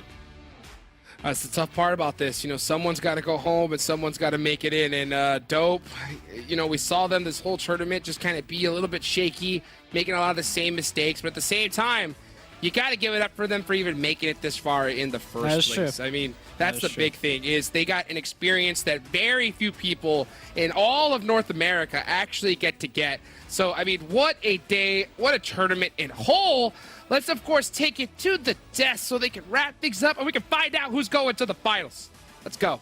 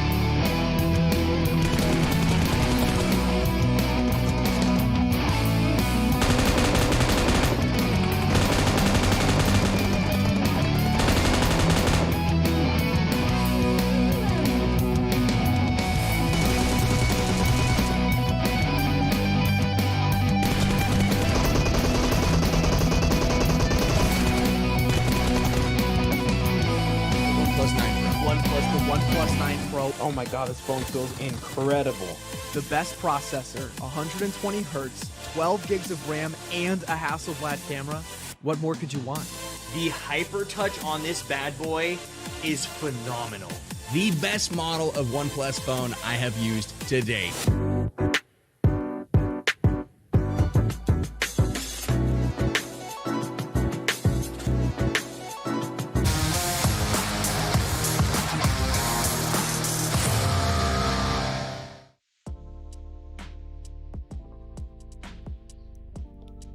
Welcome. That's it. Super Weekends have come to a close with our fifth and final map of today. We did 5 yesterday, before that, and we did the whole thing twice, and now it's all done. We know who's going to finals. At least we gotta show you guys. So earlier today, we were looking at UYU. This was the team that they were number 16, but this was the squad. They're not here, so we were using this team to kind of mark the twain. They were the shot that everybody was looking for. And some of our hopeful teams we were looking at, we've got Boring Protocol. They come through and they pop right on over UYU, and Seven has been very excited about Dope. And so drum roll please, Dope did fantastic in that last match. Did they get enough to usurp UYU? Survey says Oh, Not quite. Oh. Ooh, so close here, 7. Oh, so close yet so far away. You know what? Do me a favor, throw up that overall because I want to see where all the teams ended up on. Oh, wow. whoa! Oh, we actually got a shakeup at the top. Yo, 19. Okay, I know FDOT's going to be stoked about this one because he has been hyped about 19 Esports and this comeback that they've had in this final Super Weekend. Just barely squeaking by Ghost in the end by 4 points. Nova holding on to that first place position, heading into finals. And then moving on down the list, so many of these teams ended up in the 400s by the end of everything. Knights, XSET, the Panthers, all having much stronger showings here, especially with that final gameplay coming out of Xenox onto Dope, dashing the hopes and dreams of this second page here, 7. This is what we got to talk about. Oh man, listen, there's a lot of people that are going to be happy. Congratulations, UYU. You are making it to the finals. I bet it was stressful, but you guys just gave your manager, Courtney, a very happy birthday gift by being able to qualify to the finals. And then you have Boring Protocol, 104 points, Glitter. Dang. They were separated by just four points. If it wasn't Xenox, if they would have been able to clutch up that 2v1 at the end versus Xenox, they would have literally gotten those 4 points, and then we would have gone to placement points. I believe that's what the tiebreaker is between Boring Protocol and Dope Esports, and Dope Esports would have been able to qualify. Oh, dang. Oh Don't say my that. gosh. Don't put that out there, 7. Listen, this is why I say every point matters. This is what we talk about. Kill points, whatever it might be. We got to give some props, though, for Dope Esports LLC. They did try their best in the last game. It was a little bit too late, but nonetheless, GG's. You guys gave us an amazing day here. Final day as we go into the finals. And, oh, man. I love PUBG Mobile Esports. This is awesome. I mean, again, listen, I'm not always Mr. Sunshine and Rainbows, but like, this is a squad that didn't even make it to Super Weekend number 1. And so I would be holding my head up high if I'm on Dope. Like, yeah, we just missed it by 4 kill points. But y'all come around next time, and yeah, these are the moves that you make. And so I'm proud of Dope. Like, dead serious, no jokes. Congratulations to Dope. We won't see you in finals, but I think you guys did a great job. Coops continuing to do what he does here. Top damage for Mr. Coops, Xenox, and the Goldman himself getting the longest kill. Nobody looks at longest kill, but I think that's impressive. So shout outs to everybody down there. Our daily MVP, though. I always make my analyst guess. So you know what? God. 7, you're up first. Who is our MVP? Coops? Question mark? Today? Glitter? Who you got? I mean, I don't even know if this is going to be, probably is Coops because it's always Coops, but I'm just going to give it to Xenox after that play because that was a way to close out the Super Weekend. Okay. 3, 2, 1. Here is your daily MVP. Oh! Glitter Thomas is back. She's back. Get ready for the finals, ladies and gentlemen. She's about to call every single team that's going to win this coming Super Weekend for the finals. GG's. GG's. Congratulations, Glitter. You got it. At the end of the day, yeah, Xenox, not only does he give us the hard stats of a ton of damage and 15 kills. Remember, 1 kill, 1 point. So those 15 points, absolutely important here for Xenox, but he also gives us the intangibles. Play for the highlight reel, folks. And Xenox did that 2v1ing and manually keeping Dope Esports out of the finals. You gotta love Xenox. Fantastic. Congratulations to the nice player there. And of course, with our Super Weekends over, I want to take a look at our money meter. Throughout our Super Weekends, we've been giving each winner, the chicken dinners, $1,000 per chicken dinner. Last week, the week before that, and this week, all said and done, Nova takes $6,000 here, 7. That's actually amazing to see. I mean, Glitter, we didn't get the 10,000 we were hoping for, right, out of one of these teams, but that's definitely up there. You can't be mad at $6,000. And honestly, the way Nova Esports has been performing so well, the improvement that we have seen out of this team has been amazing. I can't wait for finals. You have Goes there with 5,000. The Panthers, too, with 5,000. XSET, I mean, we've seen XSET sitting at 5,000 for a while. Hopefully in the coming finals, they'll be able to get back on that chicken dinner train. 19 Esports as well. Glitter, I was thinking when we saw Synox there's going to be a lot of players, especially for Boring Protocol, that owe Synox at least a steak dinner. They owe him something.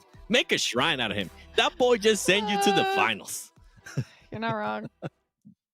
Not wrong at all. 7, Glitter, thank you. You guys have absolutely killed it during Super Weekends League play as well. Hope you continue to do the stuff on finals as well. Everybody out there in chat, thank you as well.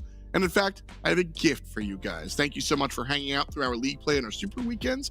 And so, get ready. We've got codes. This is the official OnePlus parachute. The first 1,000 of y'all to put this code in will go ahead and grab that parachute. And I've got one more as well. We've got a t-shirt, in-game t-shirt here for you. Go ahead and plug this code in there. BVJ, I'm not going to read it out, but just type in the numbers and the first 1,000 of y'all get the t-shirt as well. So thank you again so much for hanging out with us, spending your time and watching the show. Thank you to our friends OnePlus as well. The OnePlus 9 and the 9 Pro are your go-to options for climbing the leaderboards. 120 hertz display rate, hyper touch technology made with gamers in mind. Again, the 9 and the 9 Pro are your best bets to find yourself up on top and taking home that chicken dinner. I think that's all the people I got to thank. So finally, that comes to a close. Again, our finals happen Friday, October 29th. That's this Friday. So if you've been with us this time, you definitely want to see the conclusion. Keep in mind, Americas and PMGC beyond that as well. One more thank you to my analysts, a thank you to my casters, a special thank you to the people behind the scenes as well. And you know I'm going to thank you guys for sure. We'll see you on Friday. Peace and much love to you.